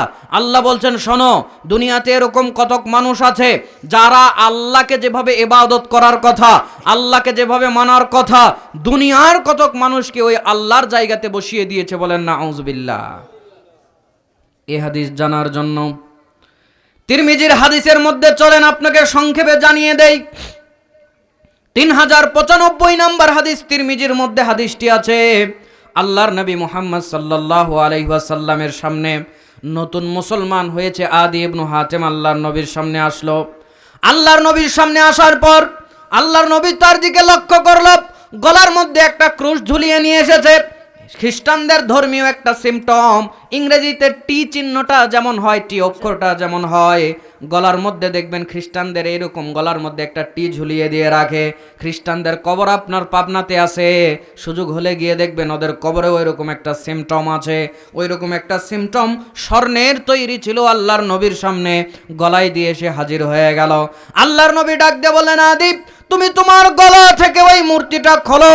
আল্লাহর নবী মুহাম্মদ সাল্লাল্লাহু আলাইহি ওয়াসাল্লাম যখন এই কথা বললেন, বলার পরে আল্লাহর নবী কোরআনের আয়াতটি তেলাওয়াত করলেন, ইত্তাখাযু আহবারাহুম ওয়া রুহবানাহুম আরবাবাম মিন দুনিল্লাহ। আল্লাহর নবী যখন এই আয়াতটা তেলাওয়াত করলেন, আদি ইবনে হাতেম আরবি মানুষ ছিলেন, তার সামনে আয়াতের অনুবাদ করার দরকার নেই, তার সামনে আয়াতের বাংলা করার দরকার নেই, বরং তিনি বুঝে ফেললেন আল্লাহর নবী বলতে চাইল ইহুদি খ্রিস্টানরা তাদের তাদের তাদের ধর্মগুরুকে আল্লাহর আসনে বসিয়ে দিয়েছে। আদি ইবনে হাতেম ডাক দিয়ে বলছে, আল্লাহর নবী, নিশ্চয় আমরা তাদের ইবাদত করি না, নিশ্চয় আমরা তাদের ইবাদত করি না। আল্লাহর নবী বলছে, আদি, ওরা যেটাকে হালাল বলে তোমরা কি ওইটাকে হালাল বলে মেনে নাও? বলে, হ্যাঁ আল্লাহর নবী, ওইটাকে আমরা হালাল বলে মেনে নেই। ওরা যেটাকে হারাম বলে তোমরা কি ওইটাকে দলিল প্রমাণ ছাড়া হারাম বলে মেনে নাও? বলে, হ্যাঁ আল্লাহর নবী, আমরা তা মেনে নেই। আল্লাহর নবী বলছে, শোনো, ওইটাই হচ্ছে তাদের ইবাদত করা। তোমরা কিতাবপত্রের দলিল ছাড়া আমল করো ওদের কথা মতো, এটা আল্লাহর ইবাদত হয় না, ওই সমস্ত মানুষের ইবাদত হয়। জোরে বলুন না আউযুবিল্লাহ। বাংলার জমিনে এরকম অনেক মানুষ আপনি পাবেন যারা আল্লাহ রাব্বুল আলামিনের কথা, রাসূলুল্লাহ সাল্লাল্লাহু আলাইহি ওয়াসাল্লামের কথা মতো ইবাদত করে না। ইল্লাল্লাহ ইল্লাল্লাহ জিকির করে, আল্লাহ আল্লাহ জিকির করে, হু হু জিকির করে, লাফায় লাফায় জিকির করে, জামাতবদ্ধ হয়ে জিকির করে। আবার দেখবেন অনেক পীর সাহেব স্টেজের মধ্যে বসে থাকে, সামনে থেকে লাফ দিয়ে সে পীর সাহেবের উপরে ব্যাঙের মতো পড়ে, উল্টায় মুল্টায় লুঙ্গি মুঙ্গি টুপি পর্যন্ত সব খুলে ফেলে। জোরে বলেন আছে না নাই? আমি যদি বানিয়ে বলি এখন ইউটিউবের মধ্যে সার্চ দিয়ে দেখেন। তার মানে ইবাদত, জিকির একটা ইবাদত। এইটার একটা তরিকা আছে, এইটার একটা সিস্টেম আছে, এইটার একটা পদ্ধতি আছে, এইটার একটা নিয়ম আছে। জিকির কেমন করে করতে হয়? আল্লাহর নবীর জীবনী খুঁজলে আমরা ইল্লাল্লাহ জিকিরের দলিল পাই না। আল্লাহর নবীর জীবনী খুললে আমরা আল্লাহ আল্লাহ জিকিরের দলিল পাই না। আল্লাহর নবীর জীবনী খুললে আমরা কোনোদিন পাই না। আল্লাহর নবীর লক্ষ লক্ষ সাহাবী ছিল, 10-20 জন একসাথে বসে একজন বলছে আর সবাই তার সঙ্গে লাফায় লাফায় বা বসে বসে মাথা নাড়ায় নাড়ায় জিকির করছে। আল্লাহর নবীর নবতির জিন্দিগির মধ্যে পাই না, সাহাবীদের আমলেদের মধ্যে পাই না, সালফে সালেহিনদের আমলের মধ্যে পাই না। বরং আমরা যেহেতু দলিলে পাই না, তাদের কাছে বললাম, ভাই ইবাদত এইটা একটা জিকির, ইবাদত দলিল দেন, কেন এমন করে করেন? বলছে 1 কোটি টাকার চ্যালেঞ্জ। আমি কি ওর কাছে দলিল চাইছি না টাকার গরম দেখবার চাইছি? জোরে বলেন, দলিল চাইছি না টাকার গরম? বলছি দলিল দেন। বলে 1 কোটি টাকার চ্যালেঞ্জ। তার মানে হুজুরের থলির মধ্যে দলিল নাই, মুরিদদেরকে ঠকায় ঠকায় পকেট উঁচা করছে, ওই টাকার গরম দেখায়। কথা বলুন ঠিক কিনা? হারামের ইনকাম করছো, গরম তো থাকবেই। তার মানে যে কোনো ইবাদত দলিল প্রমাণ ছাড়া করা যাবে। তাহলে মিজানের পাল্লা আছে না নাই? আছে। আল্লাহর নবী বলছেন হাসরের ময়দান কত যে ভয়ানক হবে এটা আপনাদের জানা আছে। আমার ভাইরা, আল্লাহর নবী সাল্লাল্লাহু আলাইহি ওয়াসাল্লাম হাসরের ময়দানের অনেক ভয়াবহতা আছে বলেছেন, কোরআনেও আছে, আমি ওইদিকে গেলাম না, আমি শুধু একটু ইঙ্গিত দিয়ে বলছি। আল্লাহর নবী বলছেন, সহিহ বুখারীর হাদিস, হাসরের ময়দানে বান্দারা যখন উঠবে, আল্লাহর নবী বলছেন হুফাতান অরাতান গরলা, ওদের শরীরে কাপড় থাকবে না, পায়ে জুতা থাকবে না, খাতনাবিহীন অবস্থায় সবাই হাসরের ময়দানে উঠবে। আল্লাহ এরকম দুর্বল করে, আল্লাহ এরকম আল্লাহর সামনে হীন করে বান্দাদেরকে তুলবে। তোলার পরে হাসরের ময়দানে সূর্যকে মাথার কাছে করে দেওয়া হবে। সূর্য মানুষের উপরে তাপ দিবে, তাপের কারণে মানুষ ঘামতে থাকবে, ঘামতে ঘামতে কারো ঘাম পায়ের টাকনু পর্যন্ত, হাঁটু পর্যন্ত, বুক পর্যন্ত, এমনকি হাদিসের শব্দ এসেছে তাদেরকে লাগাম পরিয়ে দিবে। লাগাম কোন জায়গাতে পরানো হয়? গরু ছাগল প্রাণীগুলোকে আপনারা যে লাগামটা পরান, লাগাম বোঝেন তো? ঘোড়ার পরানো হয়, গরুর পরানো হয়, কোথায় পরানো হয়? নাকে। তো আল্লাহর নবী বলছেন ঘাম ওদেরকে লাগাম পরিয়ে দিবে, মানে ঘাম নাক পর্যন্ত উঠে যাবে। ভয়ানক পরিস্থিতি, আশ্চর্য অবস্থা। মানুষ ঘামে আমরা দুনিয়াতে দেখেছি মানুষের শরীর থেকে কতটুকুই ঘাম হতে পারে। 1 লিটার, 2 লিটার, 5 লিটার অতিরিক্ত ঘাম হলে একটা মানুষ 5 লিটার ঘামের মধ্যে তো নাক পর্যন্ত ওটা উঠে যেতে পারে না। কি আশ্চর্য কথা! মানুষের ঘাম তাকে লাগাম পরিয়ে দিবে। এত ভয়ানক পরিস্থিতি হাসরের ময়দানে হয়ে যাবে। এই ভয়ানক পরিস্থিতিতে আপনি যতই কারো কাছে গিয়ে একটু সাহায্য পাওয়ার চেষ্টা করেন, যতই হুজুর আপনাকে দুনিয়াতে বলুক তোমার হাত তো ধরছি দুনিয়াতে, আমি তোমাকে জান্নাতে যাওয়ার আগে হাত ছাড়বো না, যদিও ওই বাটপার হুজুর আপনাকে এই কথা বলেছে, কিন্তু হাসরের ময়দানে খুঁজে পাবেন। আল্লাহ রাব্বুল আলামিন কোরআনুল কারীম সূরা আবাসার মধ্যে বলছে, পড়েন 32 থেকে পড়া শুরু করেন। আল্লাহ রাব্বুল আলামিন বলছেন, ইয়াউমা ইয়াফিরুল মারউ মিন আখি ওয়া উম্মিহি ওয়া আবি ওয়া সাহিবাতিহি ওয়া বানিন। আল্লাহ বলছেন হাসরের ময়দানে সাহিবাতিহি ওয়া বানি, আল্লাহ বলছেন হাসরের ময়দানে ভাই ভাইকে চিনবে না, মা সন্তানকে চিনবে না, ভাই ভাইয়ের সম্পর্ক ভুলে যাবে, বন্ধু বন্ধুর সম্পর্ক ভুলে যাবে, পিতা পুত্রের সম্পর্ক ভুলে যাবে, সবাই নিজেকে নিয়ে ব্যস্ত থাকবে, আমার কি হবে, আমার কি হবে। আর আপনি ধোকায় পড়ে আছেন, হুজুর নাকি বলছে হাত ধরছো জান্নাতে যাওয়ার আগে তোমার হাত আর ছাড়তেছি না। আরে বাপ মাও চিনবে না, হুজুর তো আরো দূরে থাকলো। হুজুরের সঙ্গে 2 মাস দেখা না করে 2 মাস পরে গিয়ে দেখা করেন, হুজুর কেমন আছেন? বলছো তুমি কে? কোজে আমারে চিনেন না, ওই যে বললেন হাত ধরছেন জান্নাতে যাওয়ার আগে ভুলবেন না। কে রে হুজুর তোক 2 মাসে ভুলে গেছে, পরকালে তোরে কেমনে মনে রাখবে? 2 মাসে চেহারা ভুলে গেছে, ও নাকি পরকালে ওর হাত ধরে জান্নাতে নিয়ে যাবে। কত আবার বাটপার আছে, একজনের হাত দিয়ে ও হাত দিয়ে খুশি না তো আরো 4-5 জনের ধরছে, এটা যদি ফসকেও যায় 4-5 জন ভুলে যাবার পারে? 5 লক্ষ লোকের হাতে হাত দিলেও সব ভুলে যাবে, কেউ মনে রাখবে না। আল্লাহ রাব্বুল আলামিন বলছে হাসরের ময়দানে এই ভয়ানক পরিস্থিতিতে বাপ ভাইয়ের সম্পর্ক ভুলে যাবে, পিতা পুত্রের সম্পর্ক ভুলে যাবে, মা সন্তানের সম্পর্ক ভুলে যাবে, সবাই নিজেকে নিয়ে ব্যস্ত থাকবে। ভয়ানক পরিস্থিতি। শুধু তাই নয়, ওই হাসরের ময়দানে কাফেরদের অবস্থা আরও ভয়ানক হবে। সূরা নাজিয়াতের মধ্যে আল্লাহ, কোরআন আল কারীম 30 পারার মধ্যে আল্লাহ রাব্বুল আলামিন ডাক দিয়ে বলছেন, সম্ভবত সূরা নাজিয়াত, আল্লাহ রাব্বুল আলামিন ডাক দিয়ে বলছেন সেদিন কাফেররা বলবে ওয়ায়াকুলুল কাফিরু ইয়া লাইতানি কুনতু তুরাবা। আল্লাহ বলছেন সেই দিন কাফেররা বলবে, আল্লাহ আজকে যদি আমরা মাটি হয়ে যেতাম কতই ভালো হতো। এই ভয়ানক পরিবেশ আমাদের আর সহ্য হয় না। কেন আল্লাহ এই কথা বলবে? কেন আল্লাহর কাছে কেন তারা এই কথা বলবে? কারণ হাসরের ময়দানে তারা দেখবে কত প্রাণীকে আল্লাহ রাব্বুল আলামিন মাটি করে দিবেন। কাদেরকে? গরুকে, ছাগলকে, বিভিন্ন প্রাণীদেরকে আল্লাহ রাব্বুল আলামিন মাটি করে দিবেন। এই কারণেই মাটি করে দিবেন, তাদের একটা হিসাবের বিচারের পর্ব আছে। এই আয়াতের তাফসির খোলেন তাফসির ইবনে কাসির, এই আয়াতের তাফসির খোলেন যে আয়াতটা বললাম, এই আয়াতের তাফসির খোলেন তাফসিরে মারিফুল কোরআন, এই আয়াতের তাফসির খোলেন তাফসিরে কুরতুবি, এই আয়াতের তাফসির খোলেন তাফসিরে খাজেন, এই আয়াতের তাফসির খোলেন তাফসিরে আপনার হলো তাবারি, এই আয়াতের তাফসির খোলেন আসাদুল্লাহ গালিব স্যারের 30 পারার একটা তাফসির পাওয়া যায়। মানে 30 পারাই লিখেছেন, ধীরে ধীরে বের হচ্ছে, 5-6 পারা বের হয়ে গেছে। তার 30 পারাটা যেটা আছে, 30তম পারা, এটা সবাই বাসাতে রাখবেন। এই ছোট সূরাগুলোর তাফসির জানা থাকলে অনেক কিছু জানতে পারবেন। কারণ এই সূরাগুলো যখন নাজিল হচ্ছিল, আল্লাহ নবী বলছেন এই সূরাগুলো আমার চুলকে পাকিয়ে দিচ্ছে।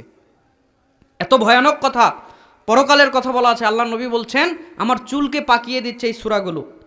তো আল্লাহর নবী সাল্লাল্লাহু আলাইহি ওয়াসাল্লাম বলছেন, তো হাসরের ময়দানে, ওই হাদিসটা সব মুফাসসিররা এনেছেন।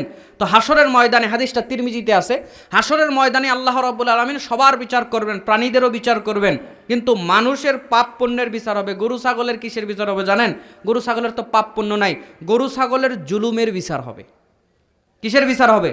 মনে রাখবেন, প্রাণীদের জুলুমের বিচার হবে, আর মানুষের ভালো মন্দের বিচার হবে। আর প্রাণী গরু ছাগল এদের জুলুমের বিচার হবে, কারণ আল্লাহ জুলুমকে খুব অপছন্দ করেন। বরং বলেছেন আমি আমার নাফসের উপরে জুলুমকে হারাম করেছি, আল্লাহ বলেন এই কথা। তাহলে সেই দিন ওদের জুলুমের হিসাব নেওয়ার পর, যেই প্রাণী অকারণে আরেকজনের উপরে জুলুম করেছে, আল্লাহ রাব্বুল আলামিন তাদের বলবেন তোমাকে শক্তি দিলাম, জুলুমের হিসাব নাও, তোমার বিচার তুমি করে নাও। যখন তারা প্রতিশোধ নিয়ে নেবে, আল্লাহ বলবেন সব মাটি হয়ে যাও, সব মাটি হবে। আর কাফেররা এটা দেখে বলবে ওদের মতো যদি আমরা মাটি হয়ে যেতাম ভয়ঙ্কর জাহান্নামে যাওয়া লাগতো না। আরও ভয়ানক পরিস্থিতি আছে হাসরের ময়দানে। এই হাসরের ময়দানে বান্দারা এবার আল্লাহর সামনে উঠেছে, আলোচনা নিয়ে আসছে, কিন্তু আল্লাহর সামনে বান্দার জবাবদিহিতা। এই ভয়ানক পরিস্থিতিতে আল্লাহর সামনে বান্দা দাঁড়িয়ে গেছে হিসাব দেওয়ার জন্য। আল্লাহ তার নিকাশ করবেন, জান্নাত না জাহান্নাম হবে, আল্লাহ এবার সেটা তার হিসাব করবেন। এখন আল্লাহর সামনে যখন দাঁড়িয়ে গেছে, তিরমিজি 2416, 2418 নম্বর হাদিস, আল্লাহর নবী সাল্লাল্লাহু আলাইহি ওয়াসাল্লাম বলছেন লা তাজুলু কদাম ইবনি আদামা ইয়াউমাল কিয়ামাতি মিন ইনদি রাব্বিহি হাত্তা ইউসআলা আন খামসিন। আল্লাহর নবী বলছেন হাসরের ময়দানে যখন বান্দা আল্লাহর সামনে দাঁড়িয়ে যাবে, আল্লাহ প্রত্যেক বান্দাকে 5টা প্রশ্ন করবেন। এই 5টা প্রশ্নের উত্তর না দেওয়া পর্যন্ত আল্লাহ কাউকে পা নাড়াতে দেবেন। কথা কি আমার বুঝতে পারছেন? আমি বলছিলাম 5টা প্রশ্ন আল্লাহ রাব্বুল আলামিন করবে আল্লাহর সামনে। এবার আপনি দাঁড়িয়ে গেছেন, ভয়ানক পরিস্থিতি, আল্লাহর সামনে দাঁড়িয়েছেন। আল্লাহ এবার বলবেন শোনো আদম সন্তান, তোমার হিসাব শুরু হবে, তোমাকে আমি 5টা প্রশ্ন করব। এই 5টা প্রশ্নের উত্তর না দিতে পারলে তোমাকে আমি পা নাড়াতে দেব না। একটা হাদিস আপনারা শুনেছেন, যেটা 1425 নম্বর হাদিস ইবনু মাজাতে আছে, অন্যান্য হাদিস গ্রন্থেও আছে, যে প্রথম আল্লাহ রাব্বুল আলামিন সালাতের হিসাব নেবেন। আউয়ালু মা ইউহাসাবু বিহিল আবদু ইয়াউমাল কিয়ামাতি সালাহ। আল্লাহ কিয়ামতের ময়দানে প্রথম সালাতের হিসাব নেবেন। এটা হচ্ছে ইবাদতের ক্ষেত্রে। এটা কিসের ক্ষেত্রে? ইবাদতের ক্ষেত্রে প্রথম কিসের হিসাব নেবেন? সিয়ামের, হজের, যাকাতের সব বাদ, আগে সালাতের হিসাব দাও। এটা ইবাদতের মধ্যে প্রথম প্রশ্ন। আর আল্লাহর সামনে যখন আপনি দাঁড়িয়ে গেছেন, আল্লাহ আপনাকে 5টা প্রশ্ন করবে। আল্লাহ বলবেন এই 5টা প্রশ্নের উত্তর দাও, আমার সামনে থেকে পা নাড়াও। যদি না উত্তর দিতে পারো পা নাড়াতে দেব না। এভাবেই হাদিসের শব্দ এসেছে। আল্লাহর নবী বলছেন, বান্দা এবার যখন আল্লাহর সামনে দাঁড়িয়ে গেল, আল্লাহ রাব্বুল আলামিন এক নাম্বার প্রশ্ন করবে, আন উমরিহি ফিমা আফনা। বান্দা তুমি তোমার জীবনের পুরা জীবনের হিসাব আমার কাছে দাও। তুমি দুনিয়াতে কেমন করে তোমার জীবন কাটাইছো, পুরা জীবনের হিসাব আমার কাছে দাও। আমার ভাইরা, আল্লাহ রাব্বুল আলামিন আপনাকে 70 বছর হায়াত দিয়েছে, আল্লাহ রাব্বুল আলামিন আপনাকে 50 বছর হায়াত দিয়েছে, আল্লাহ কাউকে কাউকে 100 বছর হায়াত দিয়েছে। আল্লাহ রাব্বুল আলামিন দুনিয়ার মধ্যে যেই টাইম দিয়েছে, এই টাইমের হিসাব আপনার কাছে নেবেন। আল্লাহ এক নম্বরে প্রশ্ন করবেন, বান্দা তোমরা আমার কাছে হিসাব দাও, দুনিয়াতে জীবনটা কিভাবে কাটিয়েছ। বর্তমান সময়ে জীবনের সময় আপনি কেমন করে কাটান। যদি কাজ না থাকে, বেশিরভাগ মুরব্বী ঘন্টার পর ঘন্টা চার দোকানে। আমার ভাইরা, বর্তমান সময়ে মানুষগুলো তাদের জীবনের সময় যেভাবে নষ্ট করে, আল্লাহর সামনে বোঝানোর কোনো ক্ষমতা তাদের থাকবে না। সময় পেলেই দেখবেন গিবতের মধ্যে ডুবে যায়, সময় পেলে দেখবেন চা খাওয়ার জন্য দৌড় দেয়। শুধু গিয়ে বসে থাকে না, এক কাপ চা খাইতে 5 মিনিট 7 মিনিট সময় লাগতে পারে। হয়তোবা আপনি চা খাওয়ার জন্য গেলেন, কিন্তু এক কাপ চা খেয়ে আরো 5 ঘন্টা বসে থাকে। জোরে বলেন, আছে না নাই? শুধু তাই নয়, যত অপ্রয়োজনীয় সময় তারা নষ্ট করে। আল্লাহ রাব্বুল আলামিন ডাক দিয়ে বলছে, দুনিয়ার মানুষ শোনো, সময়টা দিয়েছি, ফাও দুনিয়ার মধ্যে কাটিয়ে চলে আসবে, হবে না, হবে না। হাসরের ময়দানে যখন আমার সামনে দাঁড়িয়ে যাবে, এক নাম্বার প্রশ্ন হবে, জীবন কিভাবে কাটিয়েছো আমার কাছে বোঝাও। আল্লাহ রাব্বুল আলামিন কোরআন আল কারীমের মধ্যে জানিয়ে দিচ্ছেন, সূরা মুমিনুন 23 নম্বর সূরার 18 নম্বর পারার আয়াত নাম্বার 3 মধ্যে আল্লাহ বলছেন, ওয়াল্লাযীনা হুম আনিল লাগয়ি মুরিদুন। আল্লাহ বলছেন, যারা ইমানদার হয়, যারা ভালো মানুষ হয়, যারা সফল মুমিন হয়, ওরা ওদের জীবনের সময় অসার কাজ কারবার করে নষ্ট করে না। আল্লাহ রাব্বুল আলামিন শিখিয়ে দিচ্ছেন, বান্দারা শোনো, যখন তোমরা অবসর পাও, চার দোকানে দৌড় দিও না। যখন তোমরা অবসর পাও, উল্টাপাল্টা কাজের মধ্যে লিপ্ত হও না। ফা ইযা ফারাগতা ফানসাব ওয়া ইলা রাব্বিকা ফারগাব। আল্লাহ ডাক দিয়ে বলছেন, শোনো ও দুনিয়ার মানুষরা, যদি তোমরা একটু সময় পাও, কাজ থেকে অবসর হয়ে যাও, তখন তোমরা তোমাদের রবের ইবাদতে মশগুল হয়ে যাও। জোরে বলুন সুবহানাল্লাহ। আল্লাহ বলছেন, যখন একটু সময় পাও, ইবাদতের মধ্যে মশগুল হয়ে যাও। তো আপনি বলবেন, হুজুর তাহলে কাজের ফাঁকে একটু সময় পেলে, পরীক্ষার ফাঁকে একটু সময় পেলে কক্সবাজার ঘুরতে যাব না? একটু চট্টগ্রাম, সীতাকুণ্ড, বাংলাদেশে কত সুন্দর সুন্দর দেখার জায়গা আছে, ওগুলো একটু আবার তাহলে কবে ঘুরবো? আল্লাহ বলছেন, সুযোগ পেলে, অবসর পেলে কার ইবাদত করো? আল্লাহ। আর সে ওই লোকের প্রশ্ন কি, যে একটু সময় পেলে যদি কক্সবাজার না যাইতে কখন যাব? একটু আমোদ প্রমোদের দরকার আছে না? আপনাদের কি মনে হয় আমোদ প্রমোদের দরকার আছে? যদি আমোদ প্রমোদ দুনিয়াতে দরকার থাকে, তাহলে বেকায়দা। আল্লাহ নবী বলেছে, আর দুনিয়া সিজনুল মুমিন ওয়া জান্নাতুল কাফির। আল্লাহ নবী বলছেন, ইবনু মাজার হাদিস, ইমানদারদের জন্য দুনিয়া হচ্ছে জেলখানা, আর কাফেরদের জন্য হচ্ছে আরাম, আমোদ প্রমোদ, আরামের জায়গা, জান্নাতের মতো।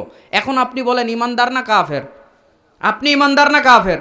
ইমানদার হলে জেলখানা। জেলখানা মানে বোঝেন, ইচ্ছা মতো যেটা সেটা খাইতে পারবেন না, ইচ্ছা মতো যেটা সেটা পড়তে পারবেন না, বরং যে কাপড় পরে গেছেন সব খুলে নিয়ে ওরা যেই দিবে, ওই সাদা কালো রেখা টানা, ওইটা পড়তে হবে। জোরে বলুন ঠিক কিনা?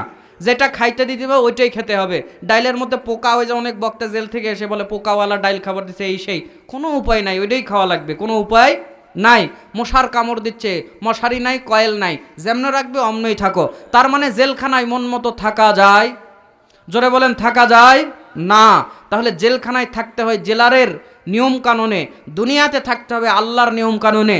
আল্লাহ বলছে, অবসর পাইলে এবাদত করো, এবাদতই করা লাগবে। মক্সবাজার ঘোরা ওগুলো পরে, এগুলো সাইটে রাখতে হবে। আল্লাহ বলছেন, জীবনের হিসাব দাও, তোমার জীবনের হিসাব চাই, দাও। আপনি আপনার জীবন এভাবে কাটান যেন আল্লাহর সামনে বুঝাতে পারেন। এখানে পয়েন্ট লম্বা করব না, 2 পয়েন্ট বলে একসাথে ব্যাখ্যা করব। এরপরে আল্লাহর নবী সাল্লাল্লাহু আলাইহি সাল্লাম বলছেন, জীবনের হিসাব নেওয়ার পর, হিসাবটা বলার পরে আল্লাহ 2 নম্বর প্রশ্ন করবে, ওয়া আন শাবাবিহি ফিমা আবলা। যুবক শোনো, যুবক ভাই যারা উপস্থিত আছো, তোমাদেরকে বলছি শোনো, আল্লাহ 2 নম্বরে প্রশ্ন করবে, তুমি তোমার যৌবনকাল কিভাবে কাটিয়েছো আমার কাছে বলো। 2 নম্বর প্রশ্ন হবে, যৌবনকাল কিভাবে কাটিয়েছ? মানুষদের সবচেয়ে গুরুত্বপূর্ণ যে সময়টা পায় মানুষ তার লাইফে, তার জীবনে সবচেয়ে গুরুত্বপূর্ণ সময় হচ্ছে যৌবনকাল। আর সবচেয়ে বেশি যুবকরা এটা হেলায় খেলায় নষ্ট করে দেয়। করে কি করে না? গান শুনে নষ্ট করছে। যুবকের হাতে এত সময়, ফেসবুকে যদি একটা কেউ রিকোয়েস্ট দেয়, অসীন দেশের পাখি, মনে করে এইটাই আমার আখি, এর সঙ্গে কথা বলা এখনও আমার বাকি, এবারে মেসেঞ্জারে মারে ঝাঁকি, কথা আমি ঠিক বললাম নাকি, এই কাজ করে যুবক। শুধু তাই নয়, কথা বলে যদি বুঝতে পারে মেয়ে মানুষ, এবার বললে আমরা একটু কলিং করি, একটু কলিং হোক, তারপরে একটু বলছে আমাদের একটু মিটিং হোক, মিটিংয়ের করে বলছে আমরা একটু ইটিং হয়ে যাক, খাওয়া দাওয়া হয়ে যাক, ইটিংয়ের পরে একটু সেটিং করার চেষ্টা করে, সেটিংয়ের পরে একটু ডেটিং করার চেষ্টা করে, তারপর কি করে আমি জানি না, শয়তান জানে আর ও জানে।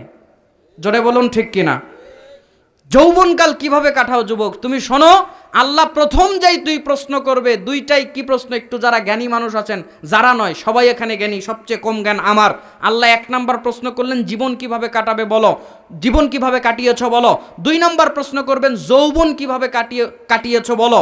দুইটা প্রশ্নই কি সম্বন্ধে? এই যে কয়েকটা মানুষ উত্তর দিয়েছেন, কি সম্পর্কে? সময়। প্রথম দুইটা প্রশ্নই সময়। সময় এক আশ্চর্য জিনিস, সময় এক আশ্চর্য ব্যাপার। আল্লাহর সামনে আপনি যখন দাঁড়িয়েছেন, দুইটা প্রশ্ন, প্রথম দুইটা প্রশ্ন করলো, দুইটাই সময়। আল্লাহ বলছে হিসাব দাও।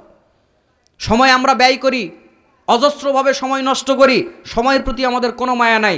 আমাদের মায়া মোবাইলের চার্জের উপরে আছে। 2% চার্জ যদি মোবাইলে থাকে, আমরা বলি হে 2% আছে, এখান থেকে ওখানে যেতে হবে, 2% চার্জ আছে, বেশি চালানো যাবে না, রেখে দেই, চার্জ বাঁচান। কিন্তু আপনি যখন সময় নষ্ট করেন, একবারও ভাবেন না যে সময় নষ্ট হচ্ছে। মোবাইলের চার্জের ব্যাপারে আপনার সতর্কতা আছে, কিন্তু জীবনের সময়ের ব্যাপারে নাই। আমার ভাইরা, আমার বন্ধুগণ, আল্লাহর নবী সাল্লাল্লাহু আলাইহি ওয়াসাল্লাম ডাক দিয়ে বলছেন, হাদিসটা আপনি পেয়ে যাবেন 2300, হাদিসটা আপনি পেয়ে যাবেন 2304 নম্বর হাদিস, তিরমিজি। আল্লাহর নবী বলছেন, নি'মাতানি মাকবুনুন ফীহিমা কাসীরুম মিনান নাস, আস-সিহহাতু ওয়াল ফারাগ। আল্লাহর নবী বলছেন, আমি আমার বান্দাদেরকে 2টা নেয়ামত দান করেছি, আমি আমার বান্দাদেরকে 2টা রহমত দান করেছি, আমি আমার বান্দাদেরকে 2টা বিশেষ ব্যাপার দান করেছি। একটা হচ্ছে তার সুস্থ শরীর, আর একটা হচ্ছে নেয়ামত। কিন্তু বেশিরভাগ বান্দা এই 2টার ব্যাপারে গাফেল। জোরে বলুন ঠিক কিনা? সময়গুলো কেমন করে নষ্ট করে যুবক জানে না, সময়গুলো কেমন করে ব্যয় করে যুবক জানে না। আমার ভাইরা, যুবকরা বর্তমানে যদি হাতের মধ্যে মোবাইল পায়, যুবক, তোমার বাপ তোমাকে বলে চেঞ্জ করতে পারে নাই, তোমার মা তোমাকে বলে চেঞ্জ করতে পারে নাই, তুমি 15 ঘন্টা ফোন চালাও, মোবাইলের মধ্যে গেম খেলো, তোমার বাপ মা তোমাকে বলে ভালো করতে পারে নাই, তোমার চাচা, তোমার শিক্ষকরা তোমাকে বলে ভালো করতে পারে নাই। তবে তুমি আমার কথাই ভালো হবে এটা আমি বলছি না, তারপরেও তোমার কাছে আমার নসিহা থাকলো, তুমি যে 15 ঘন্টা মোবাইলের মধ্যে কাটাও, এই সময়টা আল্লাহর কাছে, জোরে বলো, তোমাকে বোঝাতে হবে কি হবে না? আল্লাহ তো বলছে সময়ের হিসাব ঠিক করে না দিলে পা নাড়াতে দিব না। এই জন্য আল্লাহর নবী, একদিন তার কাছে একজন সাহাবী আসলো। এই হাদিসটা আপনি মিশকাতুল মাসাহাবির মধ্যে পেয়ে যাবেন। আল্লাহর নবী সাল্লাল্লাহু আলাইহি ওয়াসাল্লামের কাছে এক ব্যক্তি আসলো। সাহাবী বলছেন, লিরাজুলিন ওয়া হুয়া ওয়াইজুহু। আল্লাহর নবীর কাছে একটা ব্যক্তি আসলেন, আল্লাহর নবী তাকে দেখে একটু ওয়াজ করে দিলেন, একটু নসিহা করে দিলেন। আল্লাহর নবী তাকে ডাক দিয়ে বললেন, ইগতানিম খামসা কাবলা খামসিন, শোনো, 5 জিনিসের পূর্বে তুমি 5 জিনিসকে মূল্যায়ন করো। এক, তোমাকে আমি নসিহা করলাম 5 জিনিসের পূর্বে 5টাকে মূল্যায়ন করো। 1 নাম্বার হচ্ছে শাবাবাকা কবলা হারামিক, তুমি বুড়া হয়ে যাওয়ার পূর্বে তুমি তোমার যৌবনকালকে মূল্যায়ন করো। 2 নম্বরে আল্লাহর নবী বললেন, ওয়াসিহাতিকা কবলা সাকামিক, তুমি অসুস্থ হয়ে যাওয়ার পূর্বে তুমি তোমার সুস্থতাকে কাজে লাগাও। 3 নম্বরে আল্লাহর নবী বললেন, ওয়া গিনাআকা কবলা ফাকরিক, তোমার টাকা পয়সা আছে, এটা শেষ হয়ে যাওয়ার পূর্বে ওইটাকে কাজে লাগাও। 4 নম্বরে বললেন, ওয়া ফারাগাকা কবলা শুগলিক, তুমি অবসরকে কাজে লাগাও, ব্যস্ত হয়ে যাওয়ার পূর্বে। তোমার পুরো লাইফটা সব সময় তুমি ফ্রি থাকতে পারবে না, ব্যস্ততা জীবনে চলে আসবে, কাজের ব্যস্ততা, রিজিক উপার্জনের ব্যস্ততা তোমার লাইফে চলে আসবে। আল্লাহর নবী বলছেন, ওই ব্যস্ততা আসার পূর্বে তুমি তোমার সময়কে কাজে লাগাও। 5 নম্বরে আল্লাহর নবী বললেন, ওয়া হায়াতাকা কবলা মাউতিক, তুমি মরে যাওয়ার পূর্বে তোমার হায়াতকে কাজে লাগাও। জোরে বলুন না সুবহানাল্লাহ।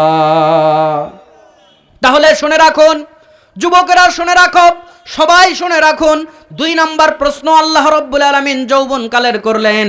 কিন্তু যুবকরা, এখানে তোমাদের জন্য আর খানিক ওয়াজ করে আমি সামনে যাই। বর্তমান সময়ে যুবকরা যে ফোনের মধ্যে জীবনটাকে নষ্ট করে দিচ্ছে, এই মারাত্মক ফিতনা যে আসবে আল্লাহর নবী আরো পূর্বেই বলে গেছেন। বিশ্বাস হয় আপনাদের? বলবেন হুজুর মোবাইলের কথা কোথায় আছে? আল্লাহর নবী মোবাইলের কথা না বললেও আসমান থেকে ফিতনা আসবে এই কথা আল্লাহর নবী অনেক আগে বলে গেছেন। বুখারীর মধ্যে হাদিস পাওয়া যায়, আল্লাহর নবী বলেছেন, আল্লাহর নবী একদিন সাহাবীদেরকে নিয়ে মদিনার একটা টিলার উপরে উঠলেন। ওঠার পরে আল্লাহর নবী সাহাবীদেরকে সঙ্গে নিয়ে সবাইকে মনোযোগ দিয়ে সবাইকে তাকিয়ে নিয়ে আল্লাহর নবী বললেন, শোনো, হাল তারাউনা মা আরা, আমি যা দেখতে পাচ্ছি তোমরা কি তা দেখতে পাও? যুবকরা কান খাড়া করো, তোমাদের জন্য খানিক কথা। আল্লাহর নবী বলছেন, আমি যা দেখতে পাই তোমরা কি তা দেখতে পাও? ইন্নী আরা মাওয়াকিল ফিতানি খিলালা বুয়ুতিকুম কা মাওয়াকিল কাতরি, নিশ্চয় আমি দেখতে পাচ্ছি তোমাদের বাড়ি ঘরগুলোর উপরে আসমান থেকে ফিতনা বর্ষণ হচ্ছে। একবার আওয়াজ করে বলেন নাউযুবিল্লাহ। আসমান থেকে তোমাদের বাড়ি ঘরগুলোর উপরে ফিতনা বর্ষণ হচ্ছে। এই হাদিসের ব্যাখ্যায় বিখ্যাত বুখারীর ব্যাখ্যাকার আল্লামা হাফিজ ইবনে হাজার আসকালানির ফাতহুল বারি খোলেন। যদি আপনার মনে হয় যে না, হাফিজ ইবনে হাজার আসকালানির বুখারীর ব্যাখ্যা মানব না, তো পড়েন।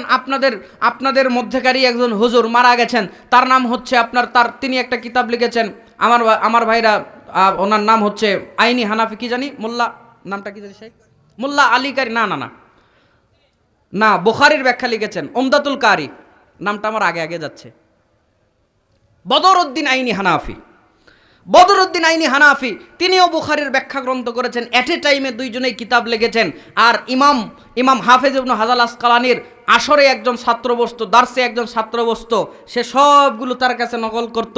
আর বদরউদ্দিন আইনি হানাফি কি আজকে ভুল বলেছে, কোন ভুল ব্যাখ্যা করেছে, উনি ওনার ওই কিতাবের মধ্যে আবার তুলে ধরতেন। যাই হোক, তাদের ইলমি কারনামা, ওগুলো আমরা ওইদিকে যাচ্ছি না। তো যে কোনো একটা বুখারীর ব্যাখ্যা খোলেন, যেহেতু আল্লাহর নবী বলছেন আসমান থেকে ফিতনা বর্ষণ হবে, এই আসমান থেকে বৃষ্টির মতো ফিতনা বর্ষণ হওয়া মানে কি? মুহাদ্দিসরা বলেছেন, যেভাবে বৃষ্টি সব জায়গাতে বর্ষণ হয়, ফিতনাও ঠিক তেমন সব জায়গাতে বর্ষণ হবে, এভাবে তারা ব্যাখ্যা করেছেন। তবে বর্তমান আর এগুলোর ব্যাখ্যা করার প্রয়োজন হচ্ছে না, বর্তমান জামানা ব্যাখ্যা করে দিচ্ছে হাদিসের। আল্লাহর নবী বললেন আসমান থেকে বৃষ্টির মতো ফিতনা বর্ষণ হবে। বর্তমানে আসমান থেকে একটা ফিতনা আসে, গরমের দিনেও আসে, ঠান্ডার দিনেও আসে, আমার ভাইরা, সব সময় আসে, 12 মাস আসে, 24 ঘন্টা আসে। সেই রকম একটা ফিতনার নাম হচ্ছে মোবাইল নেটওয়ার্ক। জোরে বলেন, নাম কি? Mobile network. উপর থেকে আসে, স্যাটেলাইটগুলো কোথায় সেট করা আছে? উপরে সেট করা আছে, মহাকাশে সেট করা আছে। বিশ্বের বিভিন্ন দেশ থেকে গেছে, বাংলাদেশ থেকেও গেছে। এই যে ছেলে একজনের সঙ্গে জেনার গল্প করতেছে, রাতভর গল্প করতেছে, মোবাইলের মধ্যে গেম খেলতেছে, নেটওয়ার্ক ছাড়া তো এগুলো সম্ভব না। সবগুলো হচ্ছে নেটওয়ার্কের মাধ্যমে। আর এই মোবাইলটাই হচ্ছে বড় যুবকদের জন্য বর্তমানে বড় ফিতনা।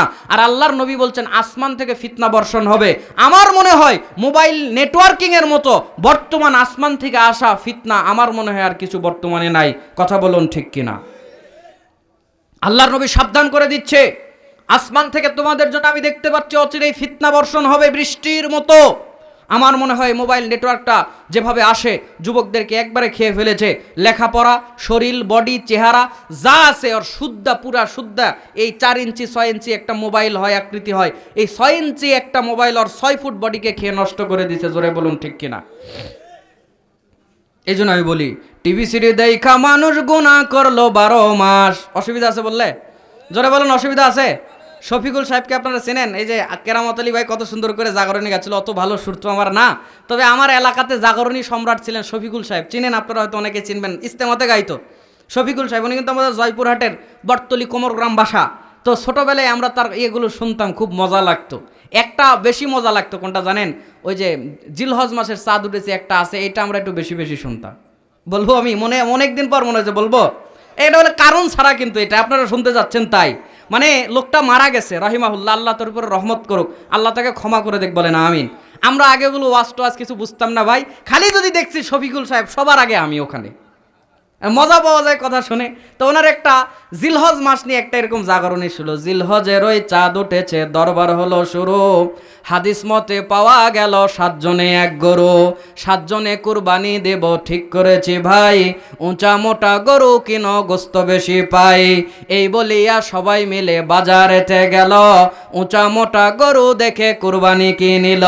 ঈদের নামাজ পড়ে এসে জবাই করলো গরু, তখন থেকে কেবল বাপু ঝগড়া হলো শুরু। সলিমউদ্দির চোখ ইশারায় কলিমদ্দির বলে কলিজার মফসা কেম্বা বটির পিঠের তলে।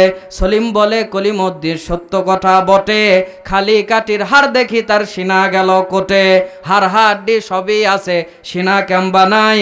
গবরা বলে বিদেশেতে চালান হোসে ভাই। গুইয়া বলে গবরা কিন্তু ঝগড়া লাগার জম, নিজের ভাগত বেশি ফেলাই পরার ভাগত কম। এই বলিয়া মারামারি, এই বলিয়া হুড়াহুড়ি লাগলো পিটা পিটি। কেউ বা এসে করে রে ভাই গোস্ত সিটা সিটি। সাত ভাগে কুরবানি দিয়ে একই হলো দশা, সফরের হাদিস বাড়িয়ে নিয়ে একই হলো দশা। একেবারেই মিটে গেল গোস্ত খাওয়ার আশা। এমন কাজ আর না করিব নাকত মাটি ভাই, যা হবার তা হয়ে গেছে চলো বাড়ি যাই। মজা আছে না নাই? এগুলো আমরা শুনতাম আর ওই মোবাইলে রেকর্ড করে নিয়েছে সব মুখস্থ করতাম। কথা কিন্তু বাস্তব। কুরবানি 7 ভাগে যখন দেন, ওই সিনা কই গেল, মাংস কই গেল, খালি হাড্ডি ভাসে, বারে হাড্ডি ভাসে, গোস্ত কুটি গেল, সিনা কুটি গেল। এক গরুর সিনা আর কতজন হয়? 7 জনে ভাগ করে নিয়েছ, 7 দুগুণে 14 টুকরা গেলে ওর আবার সিনা কত বড়। আমার ভাইরা, আল্লাহ আমাদেরকে সুন্নাহ মোতাবেক চলার তৌফিক দান করুক, বলেন আমিন। বলছিলাম মোবাইলের ফিতনা।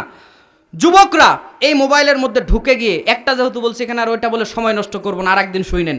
তো বর্তমান সময়ে যুবকরা সবচেয়ে বেশি তাদের জীবনের সময়গুলো মোবাইলের মাধ্যমে নষ্ট করছে।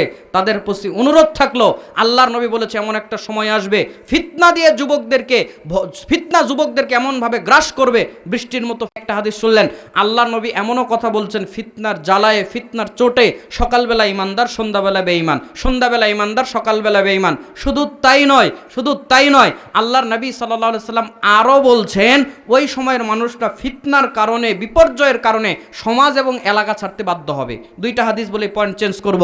এই হাদিসটা আপনি পেয়ে যাবেন সহিহ মুসলিম প্রথম খণ্ডের 214 নম্বর হাদিস। আল্লাহর নবী সাল্লাল্লাহু আলাইহি সাল্লাম বলছে, যুবক তোমাকে বলছি কান খাড়া করো। আল্লাহর নবী সাল্লাল্লাহু আলাইহি ওয়াসাল্লাম বলছেন, বাদিরু বিল আমালি ফিতানান কাকিতুল লাইলিল মুজলিম ইউসবিহুর রাজুলু মুমিনান ওয়া ইউমসি কাফিরান আও ইউমসি মুমিনান ওয়া ইউসবিহু কাফিরান ইয়াবিউ দীনাহু বিআরদিম মিনাদ দুনিয়া। আল্লাহর নবী বলছে, শোনো, অচিরেই তোমাদের উপরে এমন একটা সময় আসবে, অন্ধকার গাঢ় কালো রাত যেভাবে নেমে আসে, ফিতনা তোমাদের উপরে ওইভাবে নেমে আসবে। ওই সময়ের মানুষগুলো সকালবেলা ইমানদার থাকবে, সন্ধ্যাবেলা বিকালবেলা বেঈমান, বিকালবেলা ইমানদার থাকবে, পরদিন সকাল হতে হতে বেঈমান হয়ে যাবে। ইয়াবিউ দীনাহু বিআরদিম মিনাদ দুনিয়া, তারা তাদের দিনকে, তারা তাদের ইসলামকে মানুষের সামনে বিক্রি করে দিবে, বলেন নাউযুবিল্লাহ। দুনিয়ার সামনে, মানুষের সামনে, সম্পদের সামনে তার দিন ইসলামকে, জান্নাতে যাওয়ার রাস্তাকে বিক্রি করে দেবে। আরেকটা হাদিস সহিহ বুখারীতে আল্লাহর নবী বলছেন, ইয়াতি আলান নাসি জামাআনুন খায়রু মালির রাজুলিল মুসলিমিন গানাম ইয়াতবাউ বিহা শাআফাল জিবালি ওয়া মাওয়াকিয়াল কতরি ইয়াফিরু বিদীনিহি মিনাল ফিতান। আল্লাহর নবী পাশাপাশি বলছেন, এমন একটা সময় আসবে যেই সময়ের মানুষজন, যেই সময়ের লোকজন তোমাদের মধ্যে, ওই সময়টা যখন আসবে তোমাদের মধ্যে এত ফিতনা আসবে, এত বিপর্যয় আসবে, তোমরা সমাজে থেকে আর ইসলাম মানতে পারবে না। তোমাদেরকে ইসলাম মানার জন্য সমাজ ছাড়া হতে হবে, তোমাদেরকে ইসলাম মানার জন্য এলাকা ছাড়া হতে হবে। আল্লাহর নবী বলছেন, ওরা ওই জায়গাতে চলে যাবে যেই জায়গাতে বৃষ্টি বর্ষণ হয়। আল্লাহ নবী বলছেন যে ওই শাআফাল জিবাল, পাহাড়ে চলে যাবে, ওই জায়গাগুলোতে যেগুলোতে লোকজন থাকে না, যেই জায়গাগুলোতে কোনো মানুষ নাই কিন্তু পানি পাওয়া যায়, ওই জায়গাগুলোতে তারা চলে যাবে ইসলাম মানার জন্য, দিন মানার জন্য। সমাজে এত বেশি ফিতনা হয়ে যাবে, ইয়াফিরু বিদীনিহি মিনাল ফিতান, তারা তাদের দিনকে, তারা তাদের ইসলামকে, জান্নাতে যাওয়ার রাস্তাকে নিয়ে সমাজ থেকে পলায়ন করবে। আমার কথা কি বুঝতে পারছেন যুবকরা? এরকম বিপর্যয় তোমার কাছে অনেক আসবে, সাবধান হতে হবে। আল্লাহর সামনে তুমি উঠবা, আল্লাহর সামনে তোমাকে হিসাব দিতে হবে জীবন কিভাবে কাটিয়েছো। আমরা আমাদের জীবন ওইভাবে কাটাবো যেন আল্লাহর সামনে হিসাব দিতে পারি, বলে না আমিন। আর একটা কথা এখানে বলি, আল্লাহ হাসরের ময়দানে, যুবক শোনো, গোপনে অনেকে পাপ করে, অনেকে, যুবকদেরকে বলবো না, অনেকের অভ্যাস থাকতে পারে। হাসরের ময়দানে আল্লাহ কিন্তু আপনাকে পাপী প্রমাণ না করে জাহান্নামে দিবে না। আগে প্রমাণ করবে যে আপনি পাপী, তারপর আল্লাহ আপনাকে জাহান্নামে দিবে। আল্লাহ রাব্বুল আলামিন ডাক দিয়ে বলছে, দুনিয়ার মানুষ শোনো, তোমাদের উপরে আমি ফেরেশতা নিযুক্ত করে রেখেছি। আল্লাহ বলছেন, তোমাদের উপরে কি নিযুক্ত করা আছে? ফেরেশতা নিযুক্ত করা আছে। আল্লাহ বলছেন, কিরামান কাতিবিনা ইয়ালামুনা মা তাফআলুন। তোমাদের ডানে বামে 2 জন ফেরেশতা আছে, একজনের নাম কিরামান, একজনের নাম কাতিবিন। জোরে বলুন ঠিক কিনা? আব্দুল লতিফ সাহেব বলছে ঠিক নাই, আপনারা অনেকে এক তালে বলে ফেলছেন ঠিক। কিরামান শব্দের অর্থ সম্মানিত, কাতেব এক বচন, কাতেবিন বহু বচন। আল্লাহ বলছেন সম্মানিত ফেরেশতা তোমাদের উপরে নিযুক্ত করা আছে। সূরা কাফে বলছে ইয়ামিনিহি ও আনিস শিমালি কাঈদ, এরা ডানে আর বামে আছে। ডান বাম কথা ঠিক, মানে দুই দিকেই আছে, কিন্তু এরা যে দুইজন এই কথা ঠিক নয়। আচ্ছা, কিরামান কাতিবিন দুইটা দুই ফেরেশতা, নবী আপনাদেরকে বলল কে? দুনিয়ার কোনো আলেম বলে নাই, দুনিয়ার কোনো মুফাসসির বলল না, দুনিয়ার কোনো মুহাদ্দিস বলল না, এ যে কোত্থেকে আসলো আল্লাহই ভালো জানে।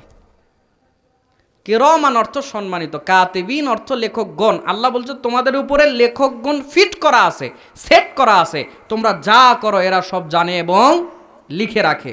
এরপরে সূরা বানী ইসরাইল 17 নম্বর সূরা 15 নম্বর পারা আয়াত নাম্বার 14 মধ্যে আল্লাহ রাব্বুল আলামিন বলছেন ওয়াকুল্লা ইনসানিন আলজামনাহু তাইরাহু ফি উনুকি। আল্লাহ বলছেন মানুষের অনু ঘাড় থেকে এই আমলনামাটা আমি হাসরের ময়দানে বের করে দেব। কথা কি আমার বুঝতে পারছেন? কষ্ট হচ্ছে, বক্তা কিন্তু ঘরে বসে আছে, ডাক দেব নাকি? বক্তা যত সময় আসবে আমি একবারে জাম ব্রেক করব, 1 মিনিটও বলবো না। কোনো দরকার আছে আরও বেশি করে বলার? মেহমান আসলেই ছেড়ে দেবো। ভাই আমি 4 দিন হলো বলার জন্য বের হয়েছি, বলছি তো বলছি, বাসাতেই যেতে পারছি না, কাপড় চোপড় সব ময়লা হয়ে গেছে। যেভাবেই হোক আল্লাহ যদি আজকে তৌফিক দান করে ইনশাআল্লাহ বাসাতে যাব, কাপড় চোপড় চেঞ্জ করে নিয়ে আবার কয়দিনের জন্য বের হওয়া যায়, দেখা যাক ইনশাআল্লাহ। তো সুতরাং আমি জোর করে ওই 10 মিনিট বলে লাভ আছে? বক্তা আসবে আর জাম ব্রেক মারবো ইনশাআল্লাহ। তো বলছিলাম যে কি জানি বলছিলাম, আচ্ছা, প্রথমে আল্লাহ রাব্বুল আলামিন বলছেন ফেরেশতারা তোমাদের উপরে নিযুক্ত করা আছে। এরা কি করছে? লিখছে। আমি বলছিলাম আল্লাহ আপনাকে পাপীর প্রমাণ করবে, তারপর কোথায় দিবে? জাহান্নামে দিবে। 1 নম্বরে সব লিখে রাখা হচ্ছে। এরপর আল্লাহ বলছেন সূরা বানী ইসরাইল 14 নম্বর আয়াত বললাম যে তোমাদের ঘাড় থেকে ঘাড় থেকে তোমাদের ওই আমলনামাটা বের করে তোমাদের সামনে দেওয়া হবে, কিতাব আকারে খুলে দেওয়া হবে হাসরের ময়দানে, দিয়ে বলা হবে ইকরা, পড়ো, কাফা বিনাফসিকা লিয়াউমা আলাইকা হাসিবা, আজকে তোমার হিসাব গ্রহণের জন্য তুমি যথেষ্ট, আর কাউকে লাগবে না। এ কথা কে বলছে? আল্লাহ বলছে। আমার কথা বুঝেন? আল্লাহ প্রথমে ফেরেশতা দিয়ে লিখালো, ওইটা ঘাড় থেকে বের করে যেভাবেই হোক এখানে রেকর্ড হচ্ছে, লেখা হচ্ছে, ঘাড় থেকে বের করে আল্লাহ দিয়ে কিতাব আকারে খুলে দিয়ে বলবে পড়ো, ইকরা, পড়ো, কাফা বিনাফসিকা লিয়াউমা আলাইকা হাসিবা, তোমার হিসাবের জন্য তুমি আজকে যথেষ্ট। এই কিতাব দেখে কাফেরদের অবস্থা কেমন হবে তাও আল্লাহ কোরআনে তুলে ধরছেন। সূরা কাহফের 39 নম্বর আয়াত খোলেন, আল্লাহ রাব্বুল আলামিন বলছেন কাফেররা এই কিতাবটা দেখে, পাপীরা, মুজরিমরা, এই অপরাধীরা কিতাবটা দেখে বলবে হায় এটা কেমন কিতাব, লা ইউগাদিরু সগীরাতাও ওয়ালা কাবীরাতান ইল্লা আহসাহা, কি আশ্চর্য গ্রন্থ, কি অবাক করা গ্রন্থ, এর মধ্যে আল্লাহ কিছু ছোটও বাদ দেয় নাই, এর মধ্যে আল্লাহ কিছু বড়ও বাদ দেয় নাই, বরং ইল্লা আহসাহা, সব আল্লাহ রাব্বুল আলামিন লিখে রেখেছে। বলেন না আউযুবিল্লাহ? নাউজুবিল্লাহ বলবেন না, আলহামদুলিল্লাহ বলবেন না, সুবহানাল্লাহ বলবেন, আমি জানি না। তবে আশ্চর্য এক কথা, আল্লাহ বলছেন জীবনে যা করেছেন সব আল্লাহ খুলে আপনার সামনে দেবে, দেখে বলবেন কি আশ্চর্য বই রে বাবা, এতে কোনো ছোটও ছাড়ে নাই, কোনো বড়ও ছাড়ে নাই।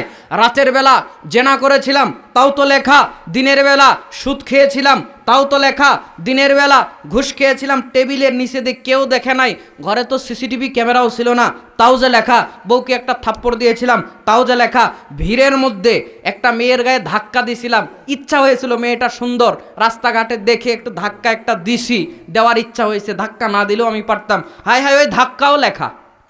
কথা আমার মনে হয় বুঝেছ না? ওই ধাক্কাটাও লেখা। একটা রিক্সাওয়ালাকে থাপ্পড় দিয়ে 20 টাকার ভাড়া 10 টাকা দিয়েছেন, ওইটাও লেখা। একটা রিক্সাওয়ালাকে গালি দিয়েছেন, চোটপাট করছেন, ও কারণে বউয়ের সাথে ঝগড়া করে এসে রিক্সাওয়ালার সঙ্গে রাগ ঝাড়ছেন, ওইটাও লেখা। কি আশ্চর্য, ছোটও ছাড়ে নাই, বড়ও ছাড়ে নাই, সব লিখে রেখেছে। এবার আল্লাহকে বলবে আল্লাহ আমি একটাও করি নাই, কারণ জাহান্নাম ছাড়া আর কোনো উপায় নাই। এইবার আসেন, আল্লাহ রাব্বুল আলামিন বলছেন আচ্ছা ঠিক আছে, ফেরেশতারা লিখলো তাতে হলো না, কিতাব আকারে খুলে দিলাম তাতেও হলো না, এবার আল্লাহ রাব্বুল আলামিন তোমার, হ্যাঁ আচ্ছা, এরপরে তোমার সামনে দিলাম তাও হলো না, এরপরে আল্লাহ রাব্বুল আলামিন ডাক দিয়ে বলছেন, আল্লাহ রাব্বুল আলামিন সূরা ইয়াসিনের 65 নম্বর আয়াতে আল্লাহ রাব্বুল আলামিন বলছেন আলিয়াউমা নাখতিমু আলা আফওয়াহিহিম ওয়া তুকাল্লিমুনা আইদিহিম ওয়া তাশহাদু আরজুলুহুম বিমা কানু ইয়াকসিবুন। আল্লাহ বলছেন তোমার মুখে মোহর মারা হলো, তোমার অঙ্গ প্রত্যঙ্গ আমার সঙ্গে কথা বলবে, যা যা করেছিল অঙ্গ সেই দিন সাক্ষী দিবে। জোরে বলুন না আউযুবিল্লাহ। আর কোনো উপায় আছে? হাত বলবে জেনা করেছি, পা বলবে জেনা করেছি, অঙ্গ প্রত্যঙ্গ বলে দিবে, সেই দিন আর বাঁচার কোনো উপায় থাকবে না। লিল্লাহে তাকবীর, তাকবীর। আমাদের সম্মানিত মেহমান, বরং আমরা বলবো মাজলুম, কারণ তার উপরে 2 দিন আগে এক জায়গাতে চরম পর্যায়ের জুলুম করা হয়েছিল। কথা বলুন ঠিক কিনা? আল্লাহ এই জালেমদের উপরে এর উত্তম যেন আল্লাহ কোনটা দিলে, কোন শাস্তি দিলে এদের উপরে উত্তম শাস্তি হবে, আসল শাস্তি হবে, আল্লাহ এদের উপরে এরকম শাস্তি নাজিল করুক। বলেন আমিন। আমার ভাইরা, আমাদের সম্মানিত ভাই চলে এসছে, আসার পরে আমি আর কথা বলা পছন্দ মনে করছি না। তাহলে দেখেন, আল্লাহ আপনাকে পাপী প্রমাণ করলো, তারপর জাহান্নামে দিল। তাহলে দুনিয়াতে আমরা প্রকাশ্যে গোপনে কোনো পাপ করব? জোরে বলেন, করব? যুবকরা করা যাবে না। 3 নাম্বার প্রশ্ন হবে, ওমালিহি মিন আইন ইকতাসাবা, তুমি সম্পদ কোথা থেকে উপার্জন করেছো? 4 নাম্বার প্রশ্ন হবে, এটা কোথায় ব্যয় করেছো? 5 নাম্বার প্রশ্ন হবে, যেই মোতাবেক কোরআন সুন্নাহর জ্ঞান অর্জন করেছিলে আমল করেছিলে কি না? আল্লাহ বলছেন এই 5টা প্রশ্নের উত্তর না দিলে তোমাকে পা নাড়াতে দেওয়া হবে না। সুতরাং হাসরের ময়দান অনেক ভয়ানক হবে। আমরা আল্লাহ রব্বুল আলমিনের সামনে সেই দিন যেন জবাবদিহিতা করতে পারি, এইভাবে আমরা দুনিয়াতে কাটাই, জালেম হয়ে জুলুমবাজ হয়ে আমরা দুনিয়াতে না চলি। আল্লাহ রব্বুল আলমিন আমাদেরকে সেই তৌফিক দান করুক, বলেন আমিন।